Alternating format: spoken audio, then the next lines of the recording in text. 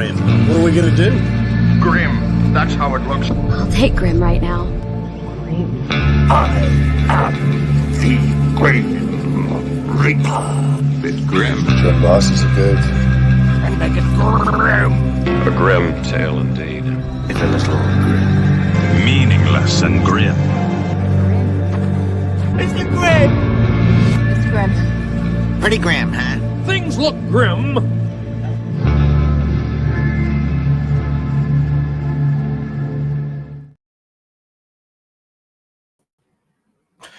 Hello all.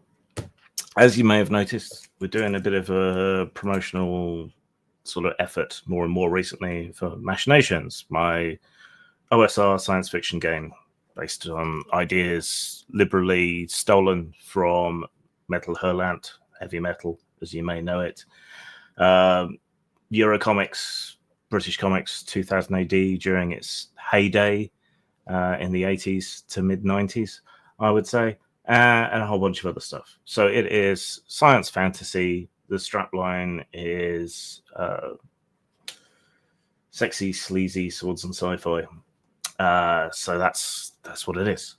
So we'll be doing a few demo games around as we build up to launching something, which isn't the original plan, but it'll be a new plan. It'll be a zine that will come out regularly with Machinations stuff. And so hopefully that will build towards something. And that's what we're doing today. Now, I have not been very well at all, but this was a long-standing commitment, so I have dragged my ass here. But if I'm a bit fuzzy-headed or slow, that's the illness. It's not senility setting in quite yet. So please be forgiving. All right, let's bring in the players. Doink, doink, doink. Hello, all. Hello. Hello, Jim. Howdy. Do you want to just quickly introduce yourselves as who you are in real life first, and then we'll come back around and introduce your characters? Sure. Well, I'll start. Edward Capper DM. I am co-producer and part of the force between James and I to launch this resurgence in Machinations, which you will notice I say differently. And this is really, we're looking at the community, and that's what we want to build first. So this is fun. This isn't serious RPGs. It's a good time. So as James said, we are launching a zine.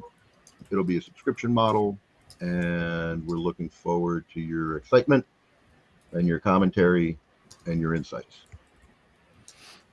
Okay. Tank, do you want to tell everyone who you are, though they probably know? If they don't know, Eric Tenkar. Grim and I do a once a month live stream, Inappropriate Characters Rerolled. I got my own YouTube channel, and the blog's still kicking along after nearly 15 years. So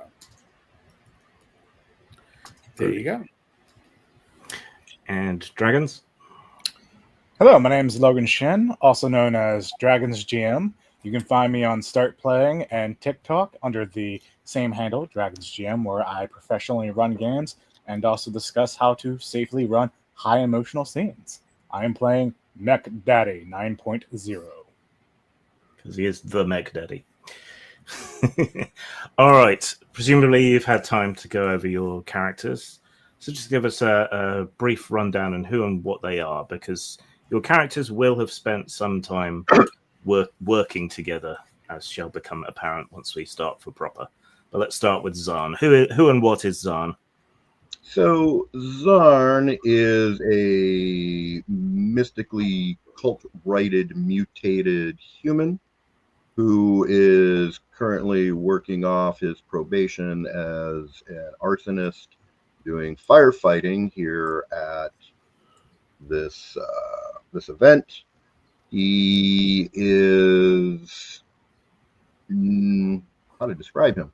Well, he looks like Peter Lorre if Peter Lorre was made out of solidified water. He smells, has a chemical off-gassing all the time. People are mostly water, so it's not that different. It's not that different. Yeah. So right, part of his redemption out of hell was a plea deal to be a fire marshal at this fire festival. Cool. And more should become apparent as we play. Right, and who and what is Lieutenant Bloop? Okay, so Lieutenant Bloop, a great name, by the way, is an amphibious alien. I guess technically toad folk.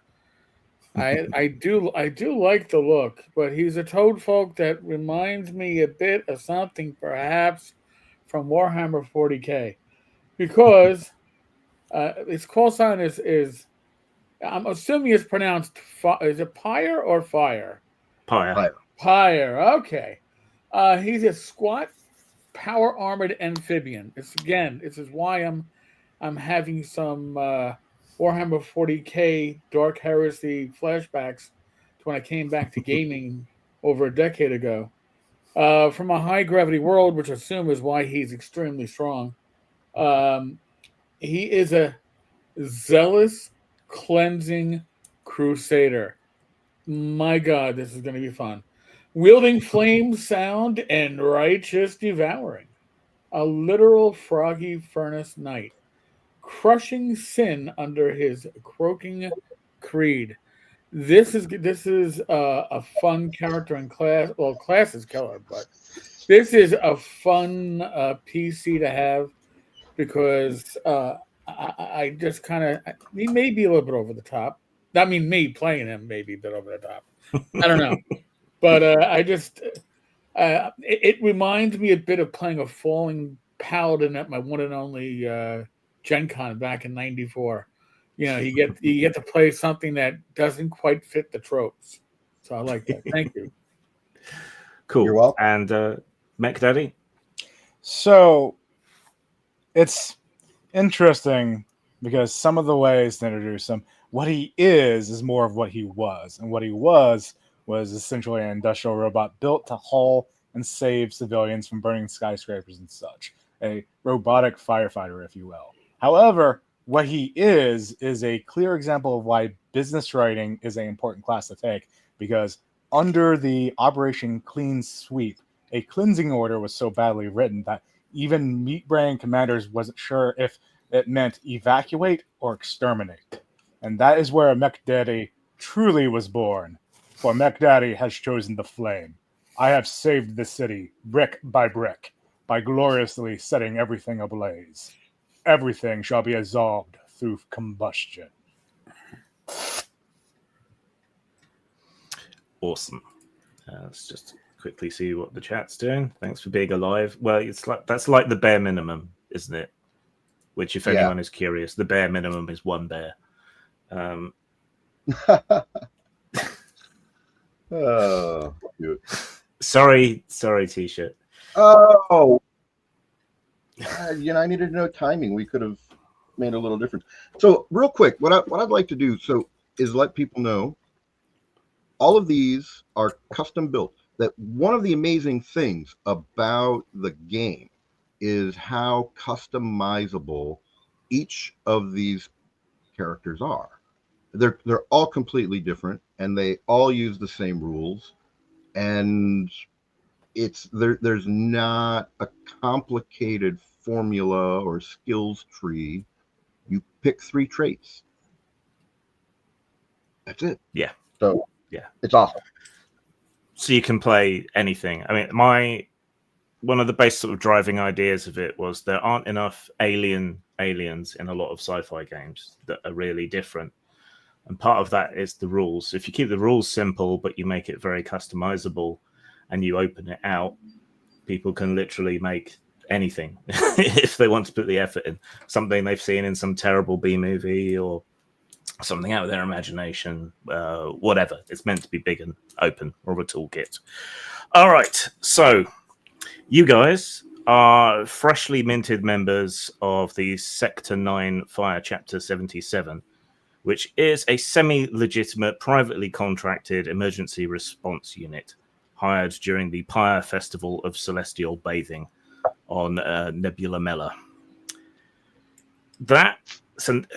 Prime is the name of the city. It's a temporary megacity. Think like Burning Man on a more cosmic scale sort of thing. So the PYRE Festival of Celestial Bathing on Nebula Mela is one of those obscure religious festivals that has become something more over the intervening centuries.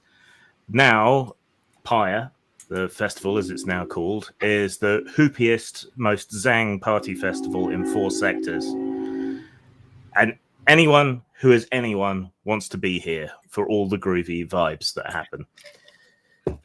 During the festival, a temporary megacity, Prime, is erected above on anti-gravity platforms over the marshy plains of Sanctid Guset, a martyr from ancient times who was drowned there for whistling on a 2-day. Her sacrifice ignited a rebellion marked by a great deal of arson and even more looting. Now, in celebration of those times, centuries later, it's a chaotic, ramshackle festival, a mess of tents, pods, stages, landed ships, art installations, galleries, performance art, and other nonsense, along with all the religiosity and a bunch of other religions that have kind of hitched their wagon to the whole thing. At least 75% of the visiting sophonts that come here are off their tits on drugs, whether they're mammals or not. Not being a permanent city, Prime has no government, no institutions, and instead relies on volunteers and private contractors to provide emergency services, policing, emergency medicine, fire control, all of that jazz. For the last Quatron, about 10 days in human terms, you've been working as fire marshals, and so far nothing too bad has gone off. Psi amplifiers have been planted in all sorts of places over the festival that kind of make everyone a lot more mellow and enhance the existing vibe of just like being there for a good time and not causing any hassle. So that's made things a lot easier for you, despite the widespread presence of fireworks and other pyrotechnics. Today is the last day of the festival. And so if you can just get through this one last day, you'll be home clear, several thousand grams of platinum better off, and you'll have gotten to attend about half the festival for free. Win, win, win, basically. So yeah, you've been working together. It's been mostly fairly boring. You haven't had that much to do. No real incidents, maybe a couple of cooking fires, that sort of thing. You've had a chance to get to know each other a little bit. So in the time that you've had, have you revealed anything about your character, their motivations, or anything to any of the others? Just off the top of your head, starting with Zarn. Well, Zarn makes an effort to listen intently to all of the sermons and fire religion that my teammates are involved in, because fire, we're talking about fire here, and fire is really, really cool, and it turns out that I really like fire. Yeah, putting the arsonist in the firefighting department. I talk about keeping your enemies close. Praise the Quasar Golem. So does Bloop reveal anything other than his endless depths of intolerance towards decency? Or I don't think we need to reveal much more than my endless depths of intolerance. I am probably muttering to myself constantly about the infidels and how fire cleanses, and how blessed I am to be in charge of protecting infidels from fire. I think it works out pretty well, and I think I repeat that quite often. And does McDaddy offer any insights into his character other than crush, kill, destroy? I mean, as in real life, I am a former firefighter, and I do have a degree in fire science, so I have a lot Ignore of all of that for the game. I have a lot of insight, if you'd like. Other than that, McDaddy is happy to demonstrate the way of life, or the formula of life, which is Q equals delta HC multiplied by X multiplied by mass flux multiplied by surface area.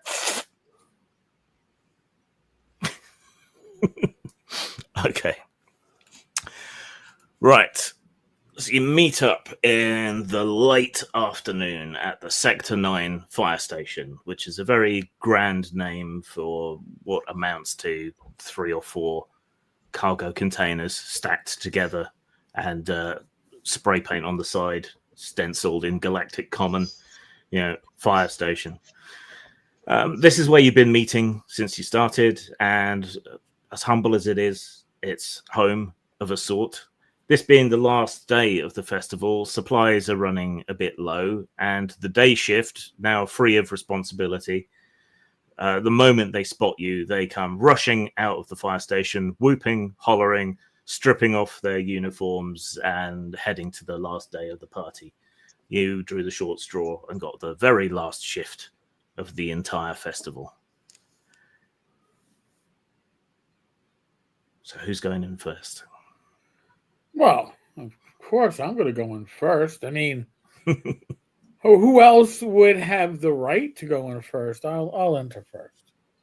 There are no short straws. This is a privilege.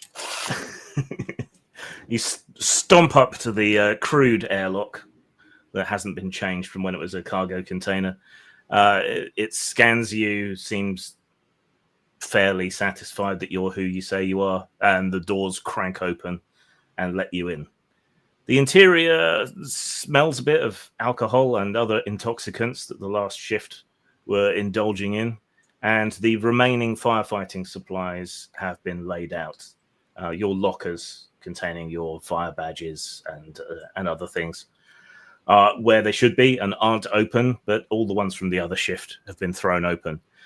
Looking over the supplies as you step in, you see that you have been left precisely 3 portable fire extinguishers, a reconnaissance drone, and a firefighting motorcycle with a foam cannon that hasn't been working right since you got here. So it's a bit leaky, but you've got it at least. Oh, no. Well, I slop and slorp into the room, look around and find a corner where I can be unobtrusive. Okay. You ooze into the corner as McDaddy hunches down and clambers in through the door as best he can. Advancing forward towards the fire extinguishers. Yes. Inspecting the expiration dates. Let's see. Make a logic save, please. Okay. This is D20 equal to or under your logic score, which is half your intelligence. So I want to roll low, but I did not. I rolled an 18. And you said Okay. I want to roll under my intelligence? It's under your logic save, which should be next to your intelligence, and should be normally equal to about half the score. So 18 is, So yeah, nowhere near it.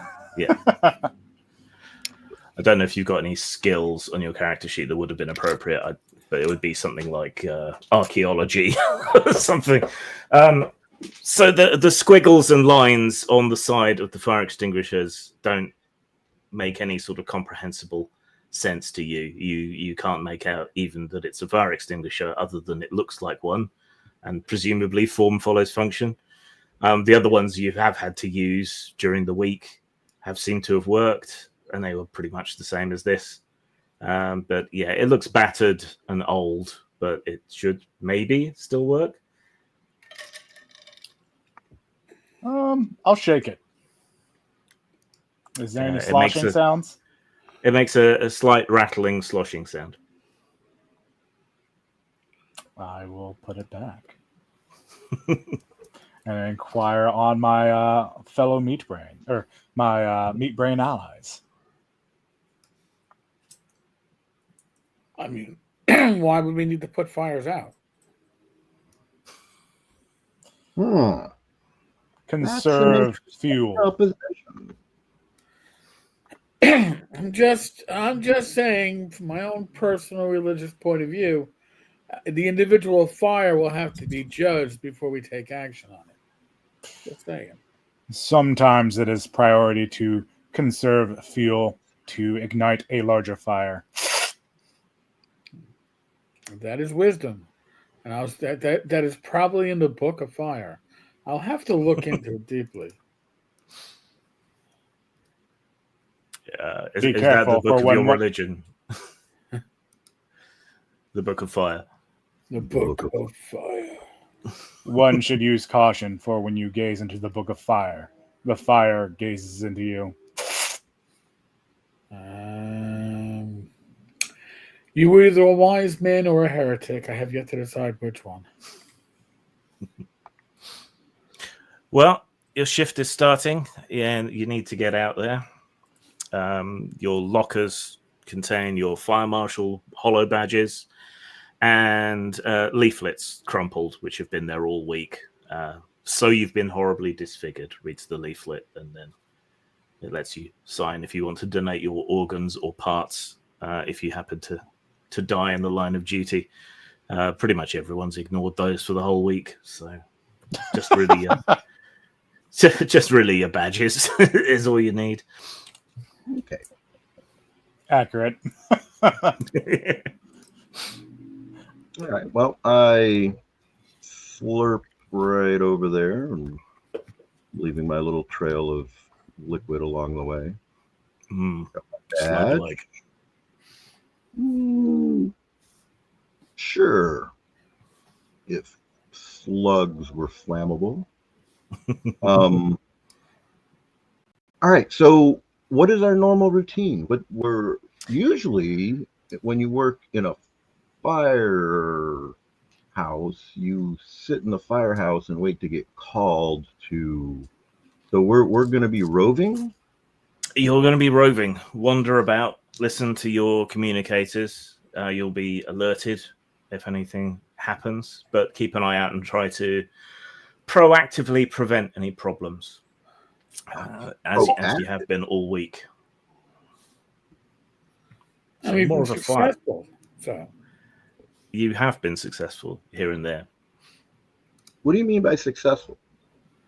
You've either put out fires or or have no fires, which I guess wouldn't be as successful as to have. Yeah, fires. see, that doesn't sound successful to me. That's just me, but it feels like there should be. For those that have caused trouble, I've absolved them of their sins through the cleansing of fire. You're really, really trying hard, brother. I don't know if I believe it, but you are trying hard. I am of the image of the Quasar Golem. Not the Quasar Golem, but okay, if you say so. The god of fire takes many forms. That's the point. That's the point. That's the point. So, what is our normal patrol route? Like, are we going to go by something that is burning now? So the trouble with that is the festival is in a constant state of flux, with people coming, going, leaving, setting up, moving. So you have a kind of arbitrary, digitally marked out territory, Sector 9, and you are to meander around in there. You question the firefighting efficiency of it, but you have managed to, snuff out a few problems here and there during the last week. So it works somewhat, and it allows you to experience the festival, which is, part of the reason for taking the job, to be honest. So what is the largest structure? The largest nearby structure. Well, okay. So you grab your badges, and head out to try and figure out how you want to attack the issue today. Overhead, a roiling haze of coloured smoke drifts slowly overhead. Drones buzz around through it. Ships come and go through the sky. And flitting fire kites turn the evening dusk into a bright spectacle as people fly them. Those things are definite fire hazards. But it's part of the festival, so yeah, what do you do? The air is hot, both physically, with the last heat of the setting suns, and with festival fever, because everyone is giving it large for the last day of the festival. The air is full of complex smells: spice, ozone, melting plastic, and whatever that tentacled honey glazed thing on a stick that everyone seems to be selling from carts is. There's already myself as well, but there is a slight petroleum odor that eventually. Yeah. Nobody light a match. So nearby, there's already like 1,000 distractions. To your left, there's a stage that's been carved out of an asteroid husk, and there's a band of crystalline arthropods playing jazz by rubbing their limbs together. The crowd moving around the streets is a variously heaving, gelatinous, chittering, awkward mosaic of different galactic species. And they dance, levitate, writhe, walk, respectively. And occasionally stop here and there, out of sight, in little side alleys between tents and pods to swap body fluids or packets of DNA.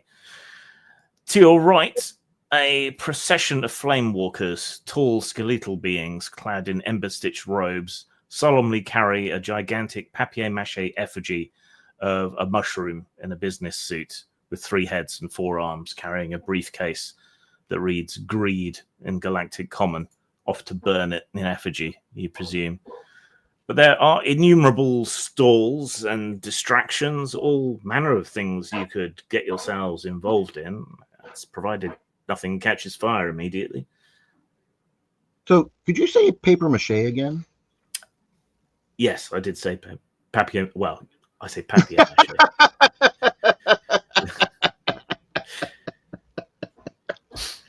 Française. Yeah, I know. Well, it's the machinations versus the machinations. All kinds of things. So, like, there's things that look like they could burst into fire right now.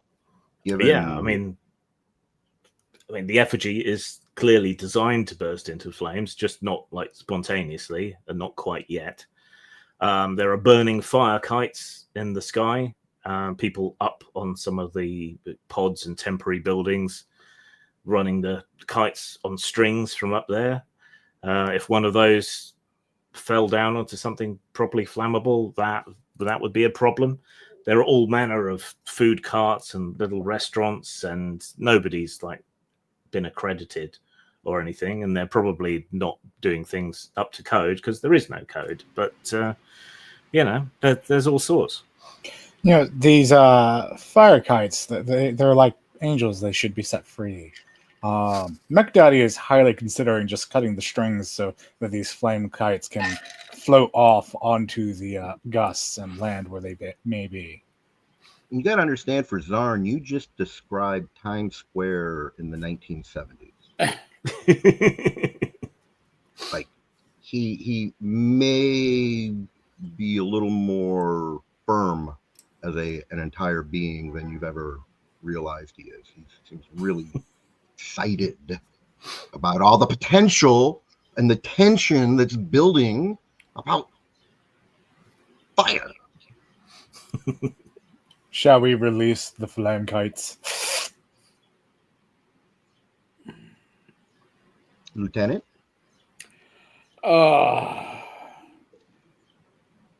Fire should be free. On the winds of victory. I guess technically, and since we are here to control the fire, if it gets out of control, not that fire ever gets out of control, that is just a state of mind. I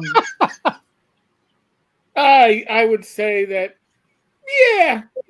okay, But first we will say a short prayer to the fire to make sure that it acts in a proper way under our intense supervision as I look for squirrels. No, yes, Mech Daddy, you have the honor. On the seventh day, the Quasar Golem burned the forgotten god to ashes, and the smoke was good. My very own I'm in. acolyte. Didn't expect it so soon in my career. So, how are you going to cut the kites? Are you going to clamber up onto the pods, or do you have some kind of ranged weapon you can use to blast the strings? Which one of us wants to do it? Oh, I gave you the Oh, excellent. honor. In that case, I do not have a ranged weapon, no, so I will be climbing up onto the pods. Okay. And then with that, I shall ignite my built-in firearm axe and cut through these strings, these things that have bound these small angels that would burn along the winds. Can you roll a d6 equal to or under your climb skill, then, please? Let's see, climb skill. Well, first I'm going to roll a d6 to see if it's going to be a higher. You just have one. What'd you say? One. One? Yeah, I did Every not. I rolled a man 6. Yeah. Okay, in which case... I have Dungeons and Dragons dice. They're key for rolling high. I apologize to everyone. You've trained them wrong as a joke. Can you make a save under your power, then, please? All right, and then that's a d20? D20 equal to or under your power, which should be next to your strength or nearby there. Yep. It's a 19 on the die. I'm going to assume that is an immediate fail as well. Yes. Okay. So, yeah, you stomp over to the nearest set of pods where people are flying their fire kites or dancing them in the air and showing off for the crowd. Oh, real quick. I successfully make a structure roll on skills, and I point him to where he should be climbing up, where it's actually the weakest. Okay. I would have given him a bonus for that, but it's made no difference anyway. So No, Yeah, the 19 is opposite hard. direction. No. You're Oh, missing. okay. I'm pointing him to the point where if he tries to climb it, it's going to create the most destruction. Okay. All right. So Mech Daddy wanders up to these containers that have been stacked up to make a building. There is a little sort of shop at the bottom selling the fire kites, and so this is partially advertising for them as well. You heave your robotic bulk up onto the top of the first container and then move to get onto the second one.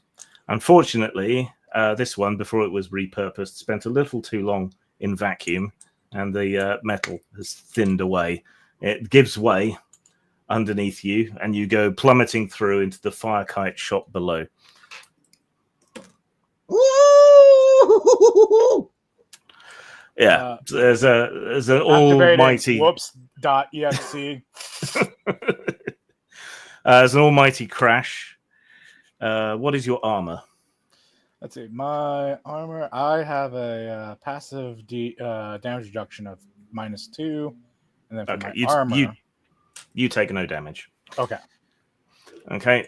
Yes, you plunge through the roof of the container down into the storage room below, crushing a load of fire kites, and they get fueled up before they're set up to fly, so they can burn for a long time. So you smash into all the containers and canisters of different fuels and accelerants, and they all spill in all directions and drench you. I have been bathed in the holy oils. Yeah, a couple of very, very terrified crafters who've been making the fire kites, when they recover from their shock, turn and look at you. dripping with petroleum and napalm and all manner of other flammable substances. I run up and show him our badge. Nothing to see here. Nothing to see here. It's gonna be a lot of paperwork. If there's a spark, it's all going to go up, man. Have no fear. PYRE is here. That's like the last thing we need around here, man. He blinks his 3 eyes in sequence. Real quick, a mechanics thing. Because we're talking about what makes this game different as well. Explain how damage works and armor. And stuff okay, like that. So damage is rolled as per normal. So you get a value of damage, and then if you have armor, usually you will make a roll, and that reduces it. So same as in Morkborg, but many years before. And sometimes you just have a DR, a damage reduction number that just takes a set number off, and it's a variation of those two things. That's armor, and there's also shields that are like damage soaks. Yeah, so there's 2 forms of force field that you can wear, and the aim behind that was to make melee characters more viable in a science fiction game. So you can either have a deflection shield, which increases your defense against ranged attacks, or you can have an absorption shield, which can take a whole bunch of range damage before it goes down. But against melee attacks, force fields are usually useless. The hefty blade penetrates the shield and all that. In conclusion, successfully ran oops.exe. The 3-eyed Bohemian looks at you and says, like, man, he's made of metal. If he like drags his feet, it's gonna make like a spark, and then everything's gonna like go up, man. If you can't stand the heat, get out of the fire. By the way, we're gonna have to do some paperwork on this. Thankfully, it's digital. It does have to be done in triplicate, and I will need you to stick around as a witness to sign off on any damages that you think you may or may not need to recoup on. This individual, this 3-eyed alien, does he appear to be under the influence? It's very much under the influence. Of what, you don't know. There are too many species and too many substances to be sure. Understood. Is he potentially illegally under the influence? There's not here because all right. Yeah, there's no real laws at the festival per se. Just don't hurt anyone. But that doesn't mean you can't use your badge and authority and try to intimidate somebody because Yeah. You're the man, man. Wanted to make sure that if he was breaking some sort of rule or law or some kind of code, that he would need his sins absolved. Absolutely, he broke a law. Did you not? His building is so weak it was unable to support the safety requirements for firefighting to be able to inspect the entire building. When you went to inspect the top of the building, it collapsed. They are in clear violation of fire code, therefore comes under our jurisdiction. Understood. You are being absolved of all your sins. Do not resist. I will go to hug this person.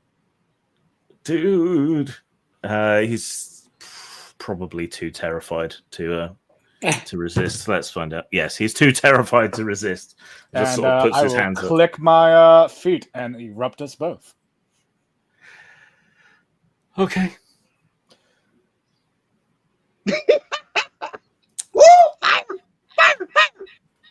I want to be very clear. From my understanding, with my heavy plating and such, do I feel out of game wise? Do I feel like this would deal a substantial amount of damage to myself, or just to the fleshling I now have in my grasp? Probably won't hurt you. Understood. Very much. Then let's absolve his sins. Well, what is your armor rating, and do you have any like fireproofing or? He's a robot. Arise, I am a robot that is specifically described as another fireproof grunt.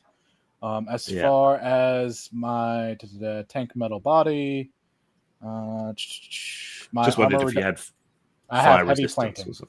I do not. Heavy plating. What's the rating on your armor then? I believe it's 2. That's what the armor reduction says. That's the DR, but there should be a dice type as well. Oh, let me see if I can. Oh, yeah. I'm sorry. It's shit. That's my fault. Because I've been trying to find it. Control F. No, it should be DR with a die rating of D8. It's a D8. Okay. The number that most sounds like dynamite. And tell you what, since you're fireproof, we'll give you a +1 against fire. So could you roll a D8, please? A D8. Am I running and roll high or low? You want to roll high. Okay, so back to the D&D dice. I'm leaving the Dark Conspiracy dice behind. That is a 4. And what was the bonus you said? +1. +1. So a total of 5. All right. You completely resist the flames that erupt around you. I warmly embrace this individual. The individual is also engulfed in the flames, but doesn't seem quite so happy about it. His business partner flees for the exit at high speed as the flames spread throughout the fire kite business. Are you two getting out before you catch fire, or? I'm environmental fire hazard. I was standing outside of it. Is this an environmental fire hazard? Yes. I'm immune to it, so I will just survey the area and make sure the civilians slowly leave. Go, please. Everything's under control. Do not resist. Do not resist. Do not resist.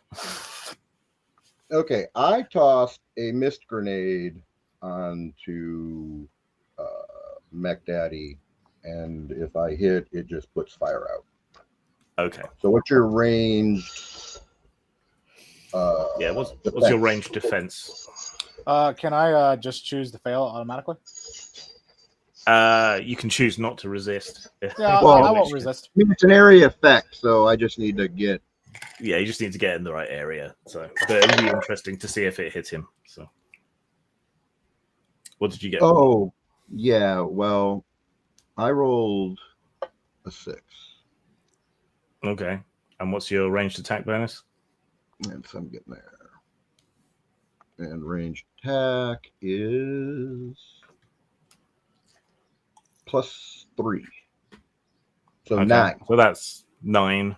Normal defense for most things is. Oh, and 10. +1 for being an expert. Okay. So 10. So 10, which would be enough to hit a non-resisting static humanoid target, which this roughly is. All right. So the mist grenade hits Mech Daddy and the thoroughly immolated alien hippie. Mist puffs out in all directions and douses the flames, leaving only embers for a few moments until those die out. Mech Daddy drops the winner of the Aunt Beru cosplay competition onto the ground. First person to destroy someone. Yay. Oh, and it obscures vision for 1 round, all the mist and steam. Okay. Yeah, so for 6 seconds, there's mist and steam and smoke swirling around, and then it gradually dies away. So the two of you who are organic, you feel a slight quiver in the psi field that has been put up, a bad vibe emanating from these recent actions. But it is quickly overwhelmed and swallowed up by the good vibes of the rest of the festival. Bad vibes, dude. Bad vibes. There is no vibes. There is only smoke and fire. There is only Zool. Presumably you're done here, having murdered an innocent shopkeeper. He wasn't innocent. We have confirmed that he's sinned. Fire standards. They were not innocent.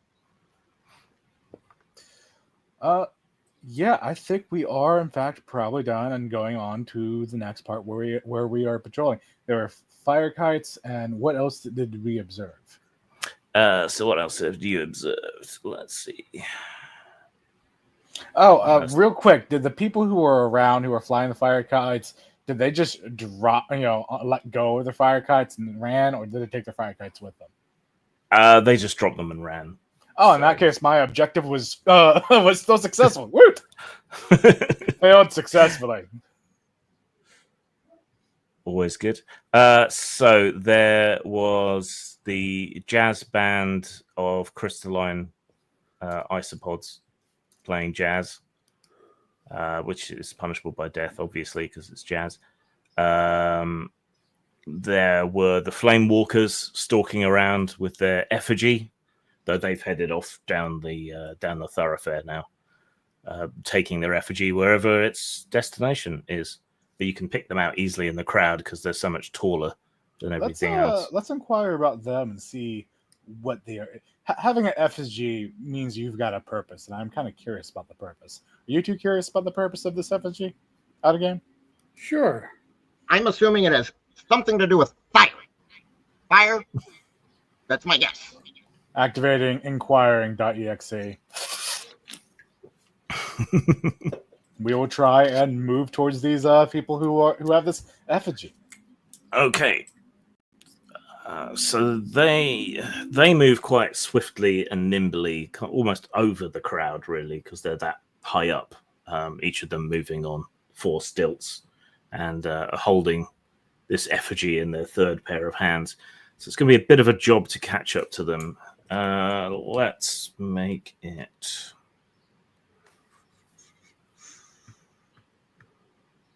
a reflex save, please. Uh-oh. Ooh, that's a 5. What's my reflex? There you go. Let's see. Dexterity. I'm assuming reflex is dexterity. Correct. It's half your dex. Half. It should be next to it on your sheet, I think. I just wanted to make sure it was dexterity. Because on my sheet it just says saves. Save, right. Yeah. Yeah, I got, and then I have a bonus of 2, so I believe that is 3 under 7. Okay. 2 out of No, 5. no, I am not fast. I just do not stop. I cannot be bargained with. I do not sleep. I do not eat. I will. Oh wait, different media. Yeah. So just so you understand what you're looking at on your character sheet, that takes into account that number under save takes into account all of your bonuses, right? Uh-huh. That bonus number is the bonus just for the score. Your understood. save, right? Your save already has any bonuses already figured in. So like on yours, there's 2 check marks. Those check marks come from added bonus to because of other things. Understood. Yeah. So that's still 5 under 7. So I still Yeah. succeed. So saves are quite low, though I don't think they're any worse than basic D&D or whatever from the past.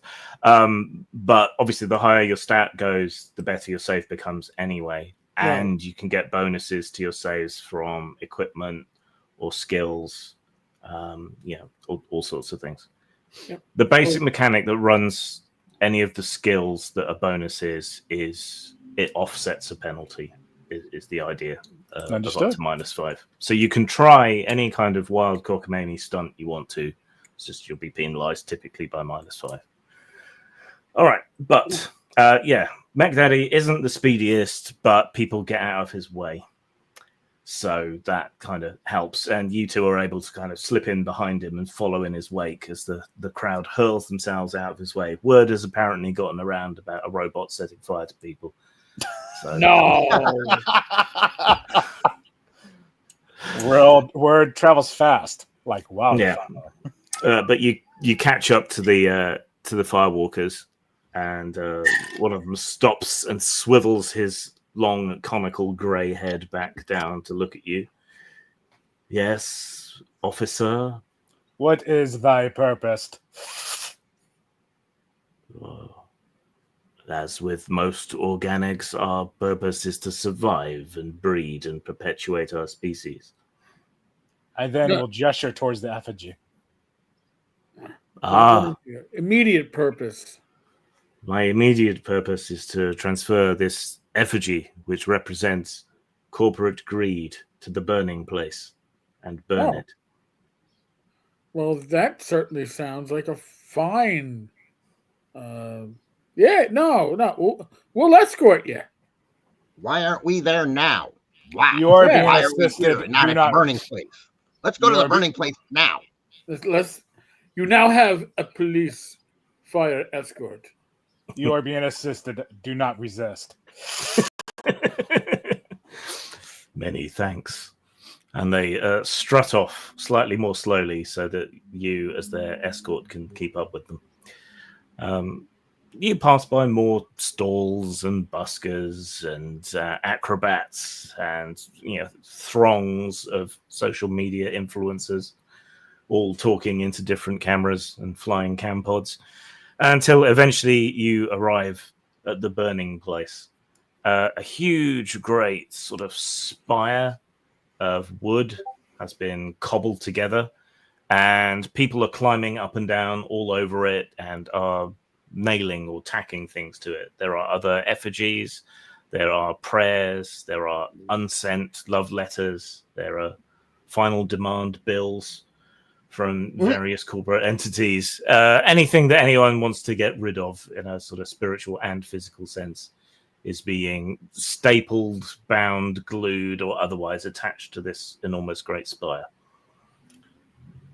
I will start taking some of the structures that are made out of wood that have been put up there, and I will actually be doing what I can with my axe to try to grind them into sawdust. And if anyone inquires on what I'm doing, I will do my best to illustrate and discuss that surface area is a great quality aspect of how you can make your fire bigger. Because this could be bigger. It really, really could. It is not about size. It is incorrect. It is about size.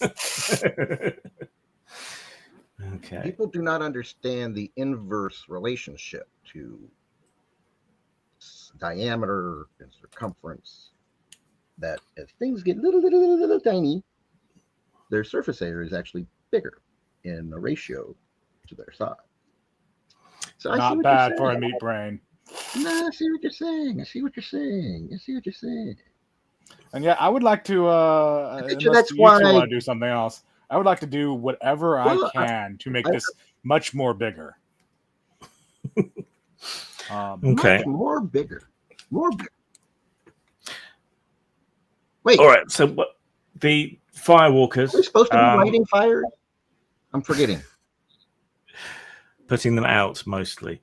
Well, we're all supposed to be control. And also, I see that you meat brains wear a lot of fuel. I'll be letting people know who are adding to this fire that they should also be stripping off their clothes. As that is another form and symbol of corporate greed. A few of the more zealous people around, they sort of nod to each other and start stripping off their clothes and stapling those to the structure. Since a lot of their clothes are made out of plastics and other flammable things, that should go up quite nicely. The firewalkers heft their effigy up. They're not good climbers, but they are tall, so they kind of manage. I'm a good climber. I can help them. That is fine. We must do this, they say as they lock it into place. However, you do manage to detach a large wooden mustelid off of the spire and hack it up merrily with your axe until it's reduced to splinters, and then grind it with your foot into sawdust. That should help things catch nicely. He also has those jaws of life and death to just squeeze it. Yep. 100%. I do everything I can to make this sure that this will ignite most efficiently. Yeah. Well, and Mech Daddy, you probably realize, since you are designed for fire prevention, even though you've become the opposite of that, you would detect volatile chemicals and flammable chemicals. Like, I am not the opposite of fire prevention. Sometimes the best way to prevent fire is to all make the time. I am an accelerant. Maybe we should put you on the pyre. What? Fire? There's a siege story in Nemesis the Warlock where a bunch of old robots have been turned into siege engines, and one of them is a fire engine that's been turned into a fire engine. Excellent. Yeah. But I don't know what make the fire trucks are where you are, but here there used to be Dennis, and so he was called Dennis. So. Lieutenant Bloop, would you like to offer a prayer to the Quasar Golem?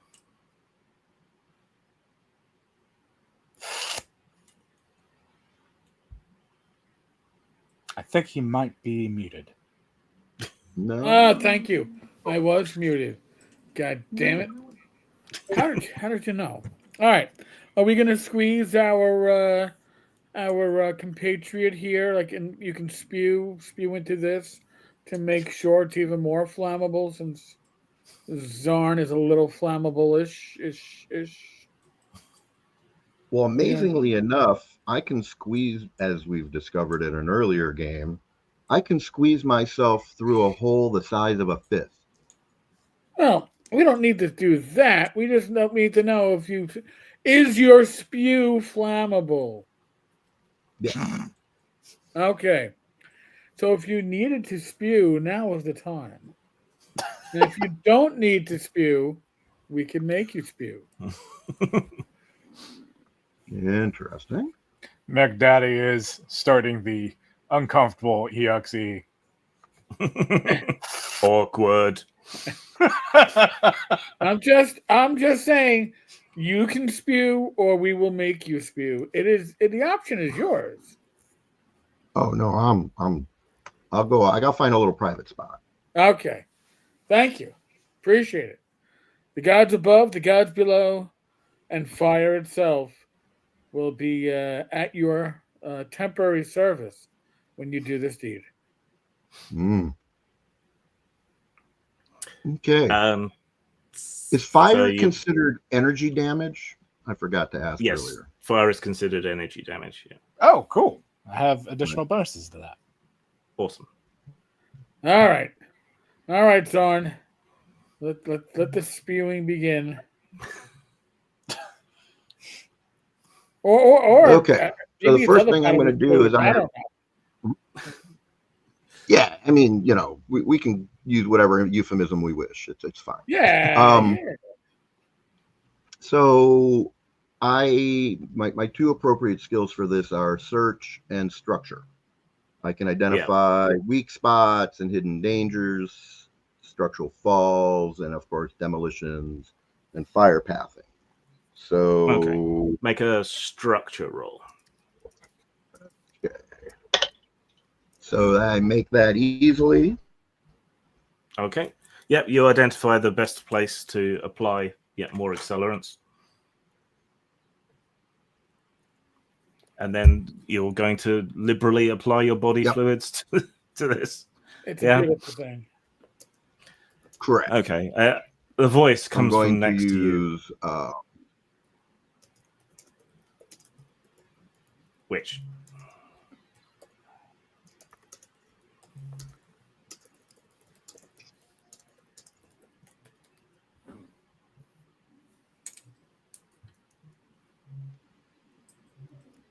I mean, what does the voice say?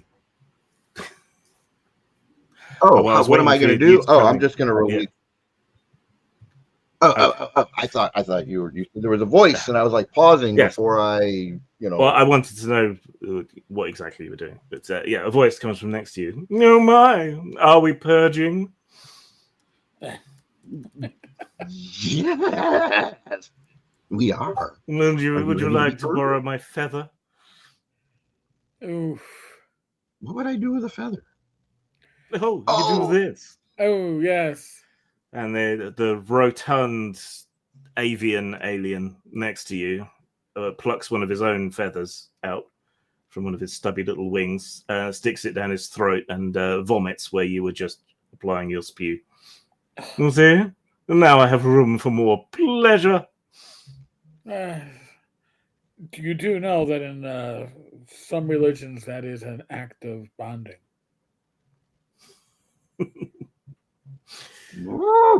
Thankfully, fire does not bond in such a manner, but I'm just saying, beware where you spew, apparently. Well, here you are, in case you need it. And he gives you his feather, which is only slightly manky. Thanks. You're most welcome. I'll be in the orgy tent. Lovely. All right. I light the pyre on fire and throw the feather on it. Well, according to the schedule, the pyre isn't to be lit till the very end of the festival. So you would be jumping the gun somewhat. Yes, I jumped the gun. Okay. All right. The spark ignites, and there is a sound like God's dog barking. Woof! As the fire goes up. It rapidly consumes one side of the spire, burning up it at high speed, and the whole thing bends slightly one way, and then everyone scrambles down and jumps off the other side, and then it sways back the other way. I like that description. God's dog. I will be employing people that, even though this was to be set off only until the end, that the objective has changed. It is to be burning well past the end. Continue to feed it. Yes, Metal Overlord. A series of drones rapidly eject from their ports around the spire and fly up using their repulsor beams to keep the tower straight so it burns down into its own footprint rather than falling outside of it. So they're constantly circling and using their presser beams on it to keep it steady. You caught them out a bit. One of them buzzes past you, and on its screen, you can see a little angry emoji.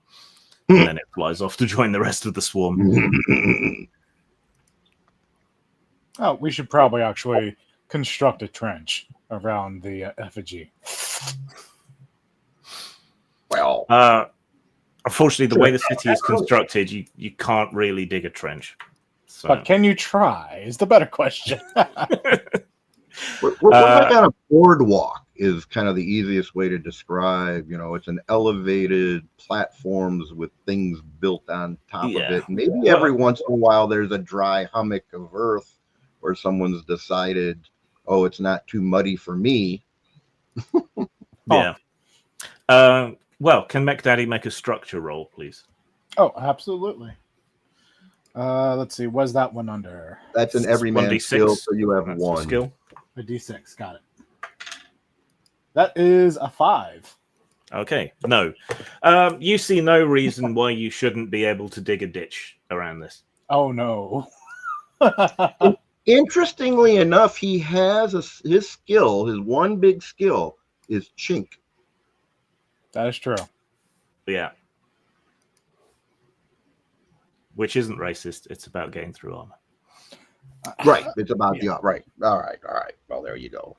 I hate having to specify, but there was an incident where people thought talking about a chink in the armor of a tank was being racist. No. So, yeah. As a person who is Asian, that was my immediate first go-to. It was like, okay, what is the skill? What does it? Okay. Yeah. Okay. No shit. How interesting. Once you read it, it does become very obvious. Yeah. I guess if you hadn't used so many other, crude jokes throughout, it may not have come that way. People suck. I like the crude jokes. I agree, Jim. Some people are also just looking to be angry. Again, if you read the skill, it does. This is coming from someone who is an Asian American. If you read the skill, it is obvious what it means. But moving past that, moving swiftly on.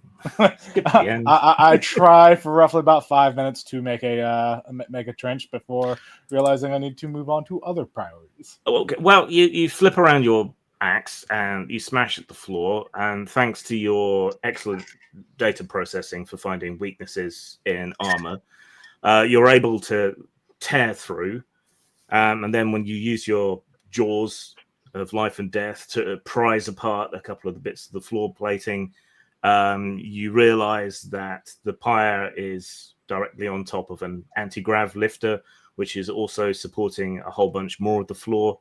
And the marsh that the whole city is built over is a good 15 to 20 feet down through the hole. So if you did cut a trench all the way around the spire, it would fall through about 15 feet, land splat in the swamp, and then probably fall over. In conclusion, oops.exe was successful. Yes. And now there's a great big hole in the boardwalk, but never mind. While you've been working, presumably you others have just been sort of standing around watching the fire. Who put that hole here? And then walk away. A few prayers, yes. I'm offering a little bit of a ritual, but yes, I'm enjoying the fire. Yeah. Various beings come along, throw more things onto the flame. Some people are like, oh, I didn't realize this was going to be early. And it's like hurrying and just throwing stuff onto the fire as best they can. Fire is never early. It always arrives when it's supposed to. Yes. Please throw your fuel onto the fire. Do not mind the hole. We do not know who made that. All right. So what were the other events that we... So there was the fire kites. There was the effigy. What was the others? The jazz band. I love jazz. Jazz. In real life, I like jazz. Fire is like jazz. Jazz is like fire. Okay. I believe we have a choice for proceeding towards the jazz. The jazz. All right. You turn around and head back towards the stage where the jazz band is playing. They make all the noises by rubbing their limbs together, either against their own limbs or against each other's limbs and bodies. And somehow it makes a kind of chirpy, upbeat sort of freestyle jazz thing. It's the bio jazz. Yeah. As you're approaching, a little man who looks like if you took a piranha, stood it on its end, and gave it stalks for eyes. He moves in your way. He's wearing a really heavy fur coat, which doesn't make a great deal of sense in this environment, but maybe that's something to do with his species. His mouth is a big split all the way across his face, filled with several rows of teeth. And he sort of speaks upward into the air when he talks. I saw you at the spire. You are religious folk, yes? I understand the equation to life. Affirmative. Isn't everyone religious? Not. Some religions are more true than others. Your coat, do you plan on throwing that very clear marketing ploy of capitalism into the fire? I require it to stay comfortable. But I thought perhaps such fine, upstanding religious gentlemen such as yourselves might wish to indulge in a ritual. It will only cost you 1 gramp each. We're working. No, it won't. Yes. And can I try to persuade / intimidate him to do this for free? As that is my attempt for persuasion. No, it won't. Well, you're not very charming, so let's go for intimidation, shall we? Make a power save to intimidate him with your physical presence. And power is strength. So that's right? half strength, yeah. Cool. We want my Dark Conspiracy dice.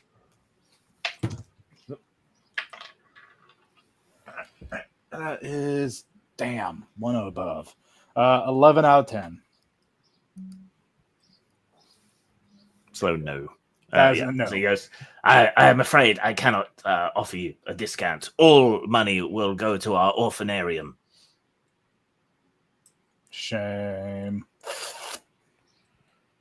It is a good cause. Yeah, regretfully, we are currently, how do you say, on the clock? And as such, we cannot partake in such if we are paying participants. Sorry. I will look under Lieutenant Bloop and see that he is, in fact, not on any sort of timing mechanism. And I will say, incorrect, you are not, and push him forward to go do it. Oh, you bastard. Drive it like you yes. stole it when you have a pre-gen. Come along, then. 1 gramp, please. Well, Mech Daddy. Here's a grimp. Let's see what Pay you the got here. man. All right. He takes the coin that's offered and leads Lieutenant Bloop into a low tent. But since you're quite a squat being, it's not too bad for you. The floor has an intricate carpet on it, very thick, very fluffy.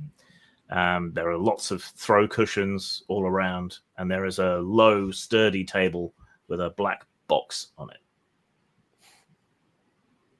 He shuffles over to the box. Please sit in front of the box. What's in the box, man? That's coming up a lot lately. He waits for you to sit. I don't sit well. I will stand. As you wish, as is your custom. I shall now open the box, and I wish you to scream into the box. How does a frog scream? Yeah. There you go. Don't you have like a sonic amplifier thing that makes your screams crazy? Oh yeah, you did have a sound. You did have some kind of sonic attack or something. Oh, I do, don't I? Sermonic Mech Daddy blast steps from your back. Exotech Armor Sanctifier Mark IV, the Furnace Skin. Sermonic blast once per encounter. Enemy save versus will or suffer -2 to morale rolls. Allies gain +1. But it's just for effect here, so it's fine. Yeah, Right. yeah. So Exotech is the equivalent of magic items in the game. So Exotech is generally ancient, no longer understood technology that has been left around by some previous super civilization or another that breaks all the normal rules. So that's what Exotech is. All right, he opens the box. Inside, you see a black, yawning void of absolute nothingness. You think, almost distantly, you can hear the faintest echoes of other people's screams. That's all I hear. Yeah. All right. I turn away from the box and I go, "Your god sucks." No, this is not a god. This is sacred therapy. Your therapy sucks. Fire is therapy. You This did not yell. Try screaming. You will feel better. is I promise. parlor tricks at best. And I will It is not- the void. It is the void. And what is a void? An absence of all things. Exactly. Would you like to enter it? Jim is speaking to my No, soul that here. would be suboptimal. I thought you might feel that way. Well, close your suboptimal box. As the bishop said to the actress, and he closes the box up. As you wish, but your donation will go to the orphanage. You should be arrested as a huckster and a fraudster is what should be happening here. Be gone. Now. This is my tent. It was your tent. It now belongs to the fire department. And it shall soon be burned. He picks up the Be box. gone. He picks up What the box happened by to Pete? its handle and scurries out. Oh, I was curious if what would happen if Lieutenant Bloop swallowed the box. Whoa. Mech Daddy, Yes, Lieutenant. time to do a fiery purge of this illicit location. Oh, Affirmative. woo-hoo-hoo-hoo. Zorn can Watch. I'm just gonna Ew. watch. an accelerant if necessary. Nah, I'm just gonna watch. Over here. Does Mech Daddy have anything for starting fires? Let's see. I'm not sure if the fire in my fire axe is just a word or if it actually erupts with fire. How accurate is the art for my character? Because if it's accurate, I should be able to definitely ignite this place. With the fiery exhaust and everything. Yeah. If Yeah, not, my armor can ignite, but I like to delegate when possible. Understood. Mech Daddy will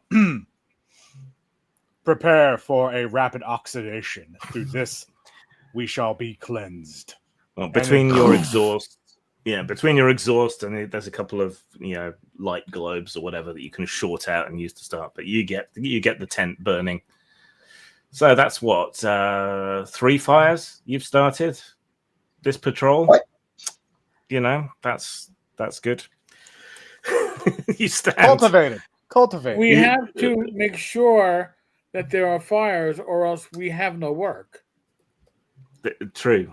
It's job security. As you stand by and watch his tent go up in a controlled burn, you're happy and content with yourselves. Then you get a ping. Rapid oxidation of this tent. Then you get a ping over your communicators. Please make your way to the parade route or route, depending on your choice of pronunciation. As the final parade is about to begin, and this is a high likelihood for flammable incidents. All right. Ooh.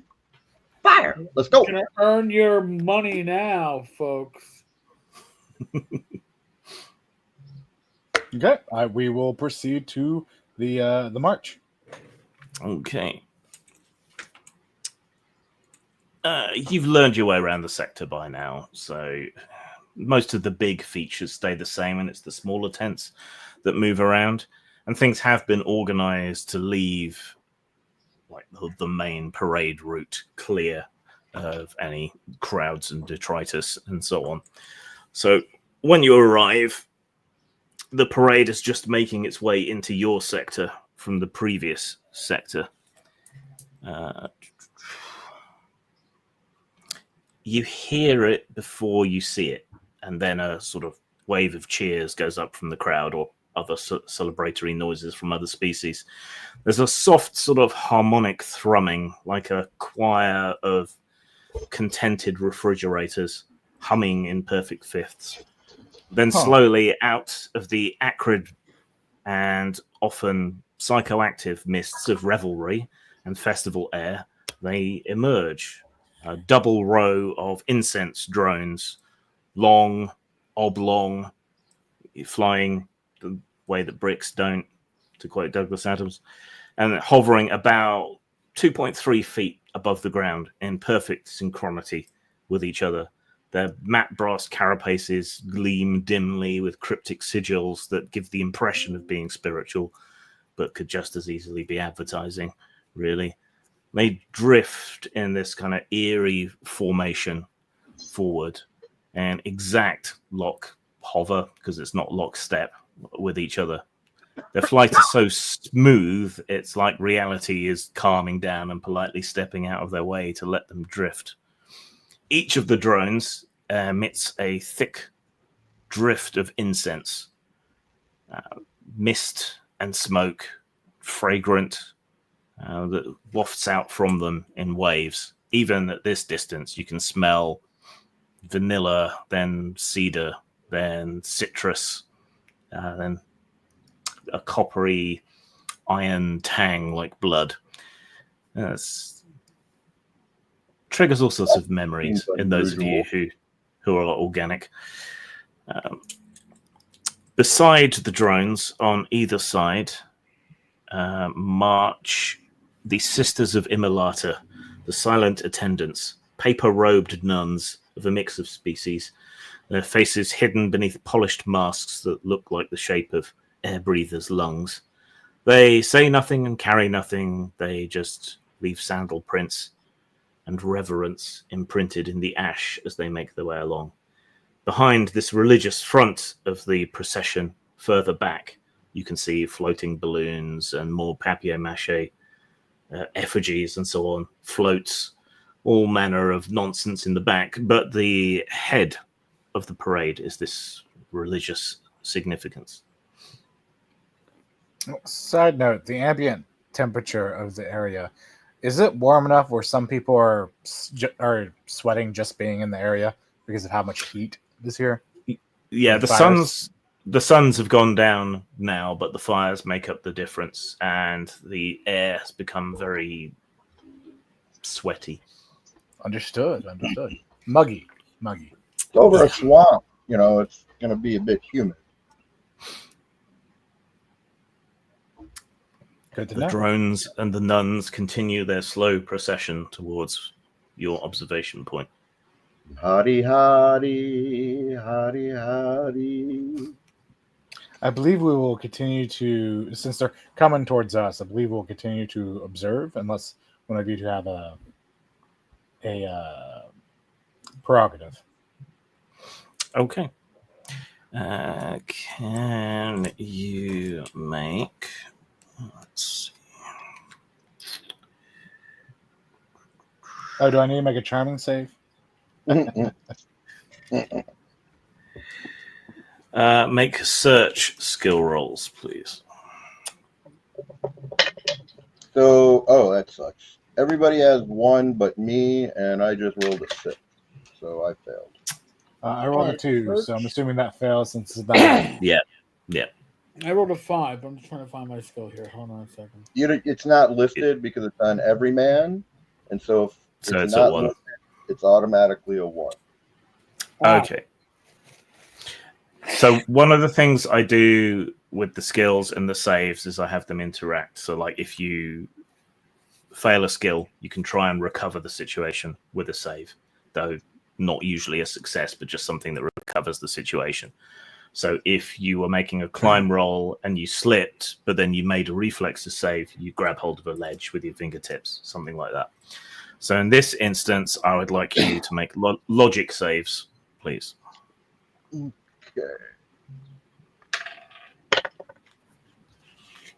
So it's half your intelligence. Huh. Huh. I actually made that. Yeah. Needed 4 a out of 6. 5. Needed a 6, rolled a 6. No. So your 5, right? Correct. Your bonus, Yeah. your save is right 5. Okay. I made mine. Sounds like everyone made it. So at roughly the same time, you all realize that something is off. You don't quite notice it exactly, at least not in time. You don't see what causes it.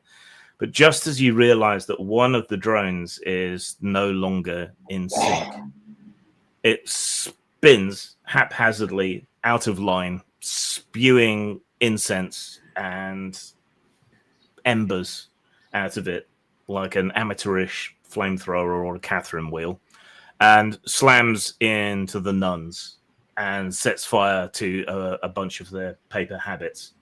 Several of the nuns go up like candles and start running and screaming in different directions, smashing into the crowd and seeding further smaller fires. What do you want to do?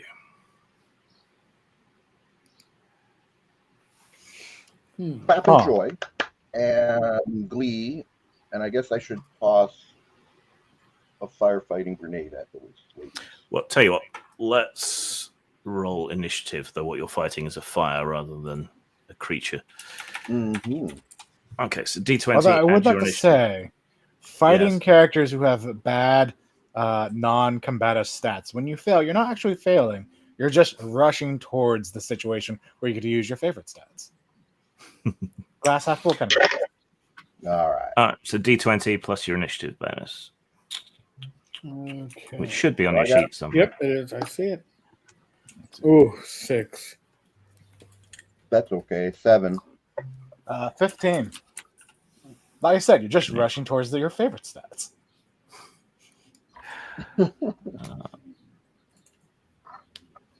One second, I need to find the stats for these things.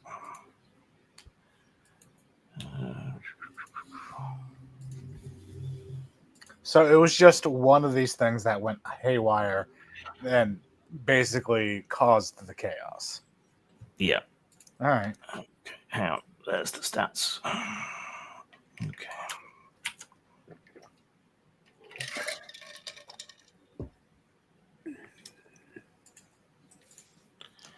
So while he's figuring that out, group, are we looking to make the situation legitimately better, or are we going to make this one worse too? I don't think we made any situation worse. We just made it what it was. I mean, we Right. made the Hellkite situation definitely worse. We made the PYRE good. Which one are we going to go for this one? Or should we I toss one? don't burn things. I liberate them from their structural integrity. I'm just Okay. going to flip a coin. So what These are was people. what was Zan's initiative? 7. Okay. But What there was Bloop's? are, 6. you know, what is the term sophont? Sophont beings? Is that what I'm looking So far, for? yeah, intelligent thinking- thinking beings. Yeah. Yeah. What was Mech Daddy's know, initiative? 15, sir. Okay. I have like a legal obligation. That's part of my plea deal is to put out when I see them on fire. That's pretty much the only condition I really have is that I have to, put living beings out. Well, That's why, as a person who just flipped tails and someone who has fought some fires, sometimes the fastest way to put out a fire is to just go ahead and burn up the rest of the fuel before it can spread somewhere else. So if you burn them to death, they're no longer on fire. You no longer have a living being on fire. You have a dead thing on fire. Solutions. That is difficult logic to refute. Like I said, business writing courses are very important. Yeah. That whizzing sound is Isaac Asimov turning in his grave.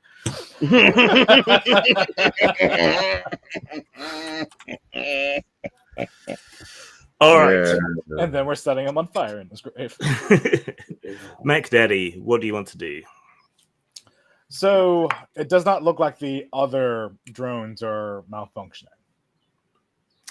Not so far, no.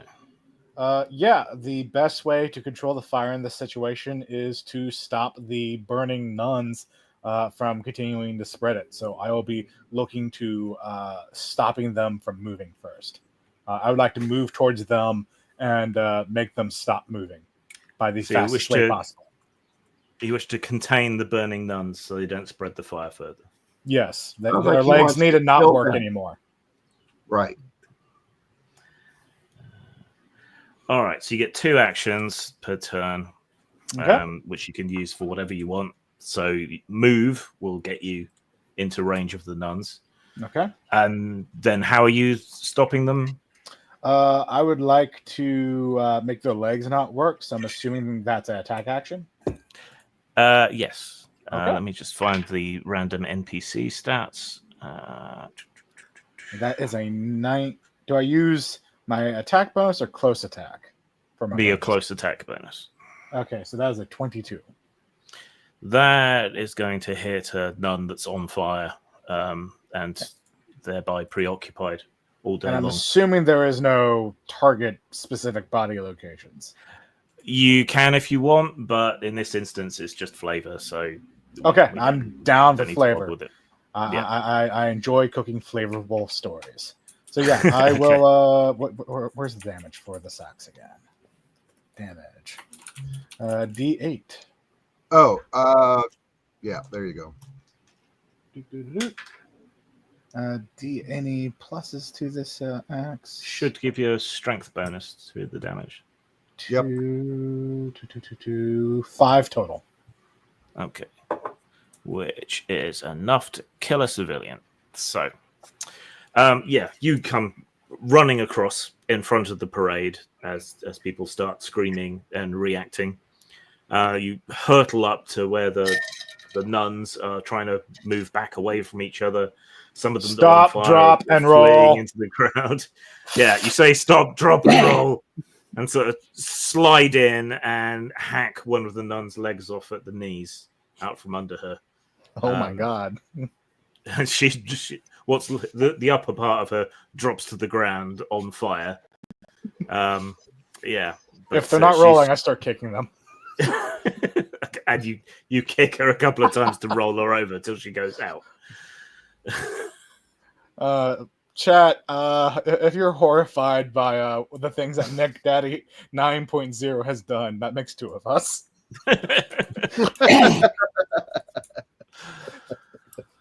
Come play a game. It'll be nice. Oh, look, you're a monster. Darn it, not again. Right. So Zarn is next. Okay, so Zarn is looking for the concentration of nuns on fire and tries to drop a little 10-foot area effect fire suppression grenade. Okay. So 1 action to move, 1 action to lob the grenade. Okay, so I roll 13 plus 2. No, 13 plus. Where's my range? Do you grab the right grenade, or Plus do you actually 3. grab the one that's octane fueled? So 16. Okay, so that's an accurate hit. So yeah, you grab the mist grenade and lob it into the group of nuns that is most at risk from the fire near to them. The mist grenade goes off, engulfing them in mist and smoke, and the flames around them go out. But several of the nuns have already fled into the crowd and are spreading the fire there. But you have stopped it getting much worse, much quicker.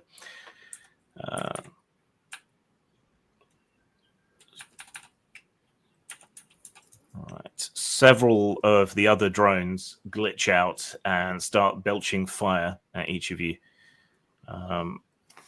Each of you that's in close. Bloop hasn't closed in yet, so he's still at range. In which case, Zarn and Mech Daddy are the ones in risk. What is your ranged defense?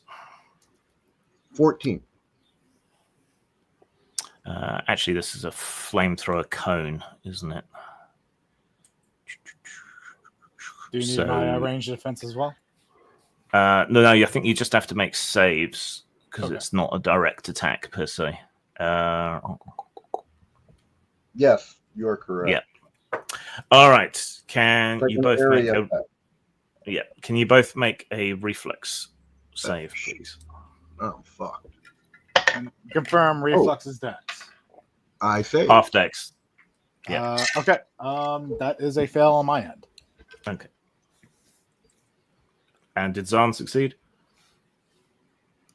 And Zarn succeeds. Okay. And can you both roll again? Because I said 2 drones on each of you. Oh shit! Understood. That is second. I fail. Okay. So, how many times did Zarn fail? Both? Once. What's once. your armor? Bearing in mind this is fire damage. Yeah, it's it's 1d4 dr1. Okay. There's my d4. Shit.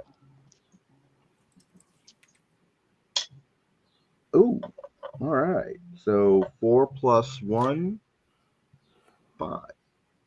damage Okay. reduction. Despite being engulfed in flames, you are unhurt. You quickly cross your arms over your head, which is the most vulnerable part, and the embers and so on wash over you. However, the stink of the incense is so strong it's now making your eyes water. Right. And did Mech Daddy get hit by both? Mech Daddy did in fact get hit by both. Okay. Can you roll your armor twice, please? Understood. That would be 7 and 8. Okay. You are completely unbothered. You barely even notice. I'm as too these busy things- kicking a nun to make it roll. Yeah. Stop, Too busy drop, and roll, EXE. stamping the smoldering nun until the fire fully goes out. Squishy. Oh, I have to start again. You're on fire again.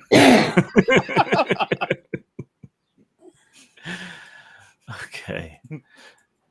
Darn these drones. Right. And bloop. All right. Is any of these drones or nuns grouped that are left? Well, the nuns, the nuns that have not run off on fire, they're grouped together. There are nuns on the other side of the marching column that haven't been set on fire at all yet. All right, they're good. Most of the drones are still in line and don't seem to have got on the fritz. It's just the first 6 that seem to have caught whatever this bug is. And are they grouped?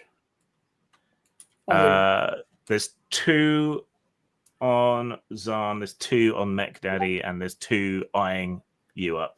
But they're mostly in the same sort of group at the front of the line. All right.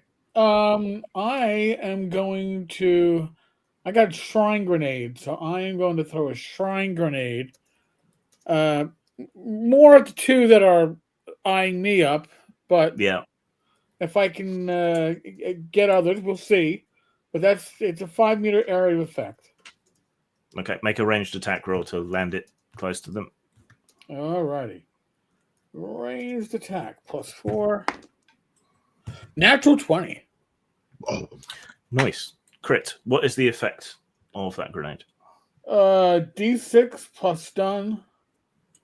Save versus will or target is stunned 1 round. 5-meter area of effect.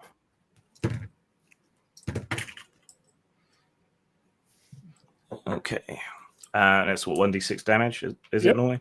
Yep. So 2d6 because it's a crit. 7 points. Okay. All right. So from your bandolier, you grab one of your shrine grenades and hurl it. It lands right smack dab between the 2 that are looking at you with their little sensor eyes and goes off. There is a distortion in the air and a deep, resonant om sound, which vibrates the 2 drones to pieces. They just fall to the ground as pieces of junk. All right. Now it's stuff going on around. So.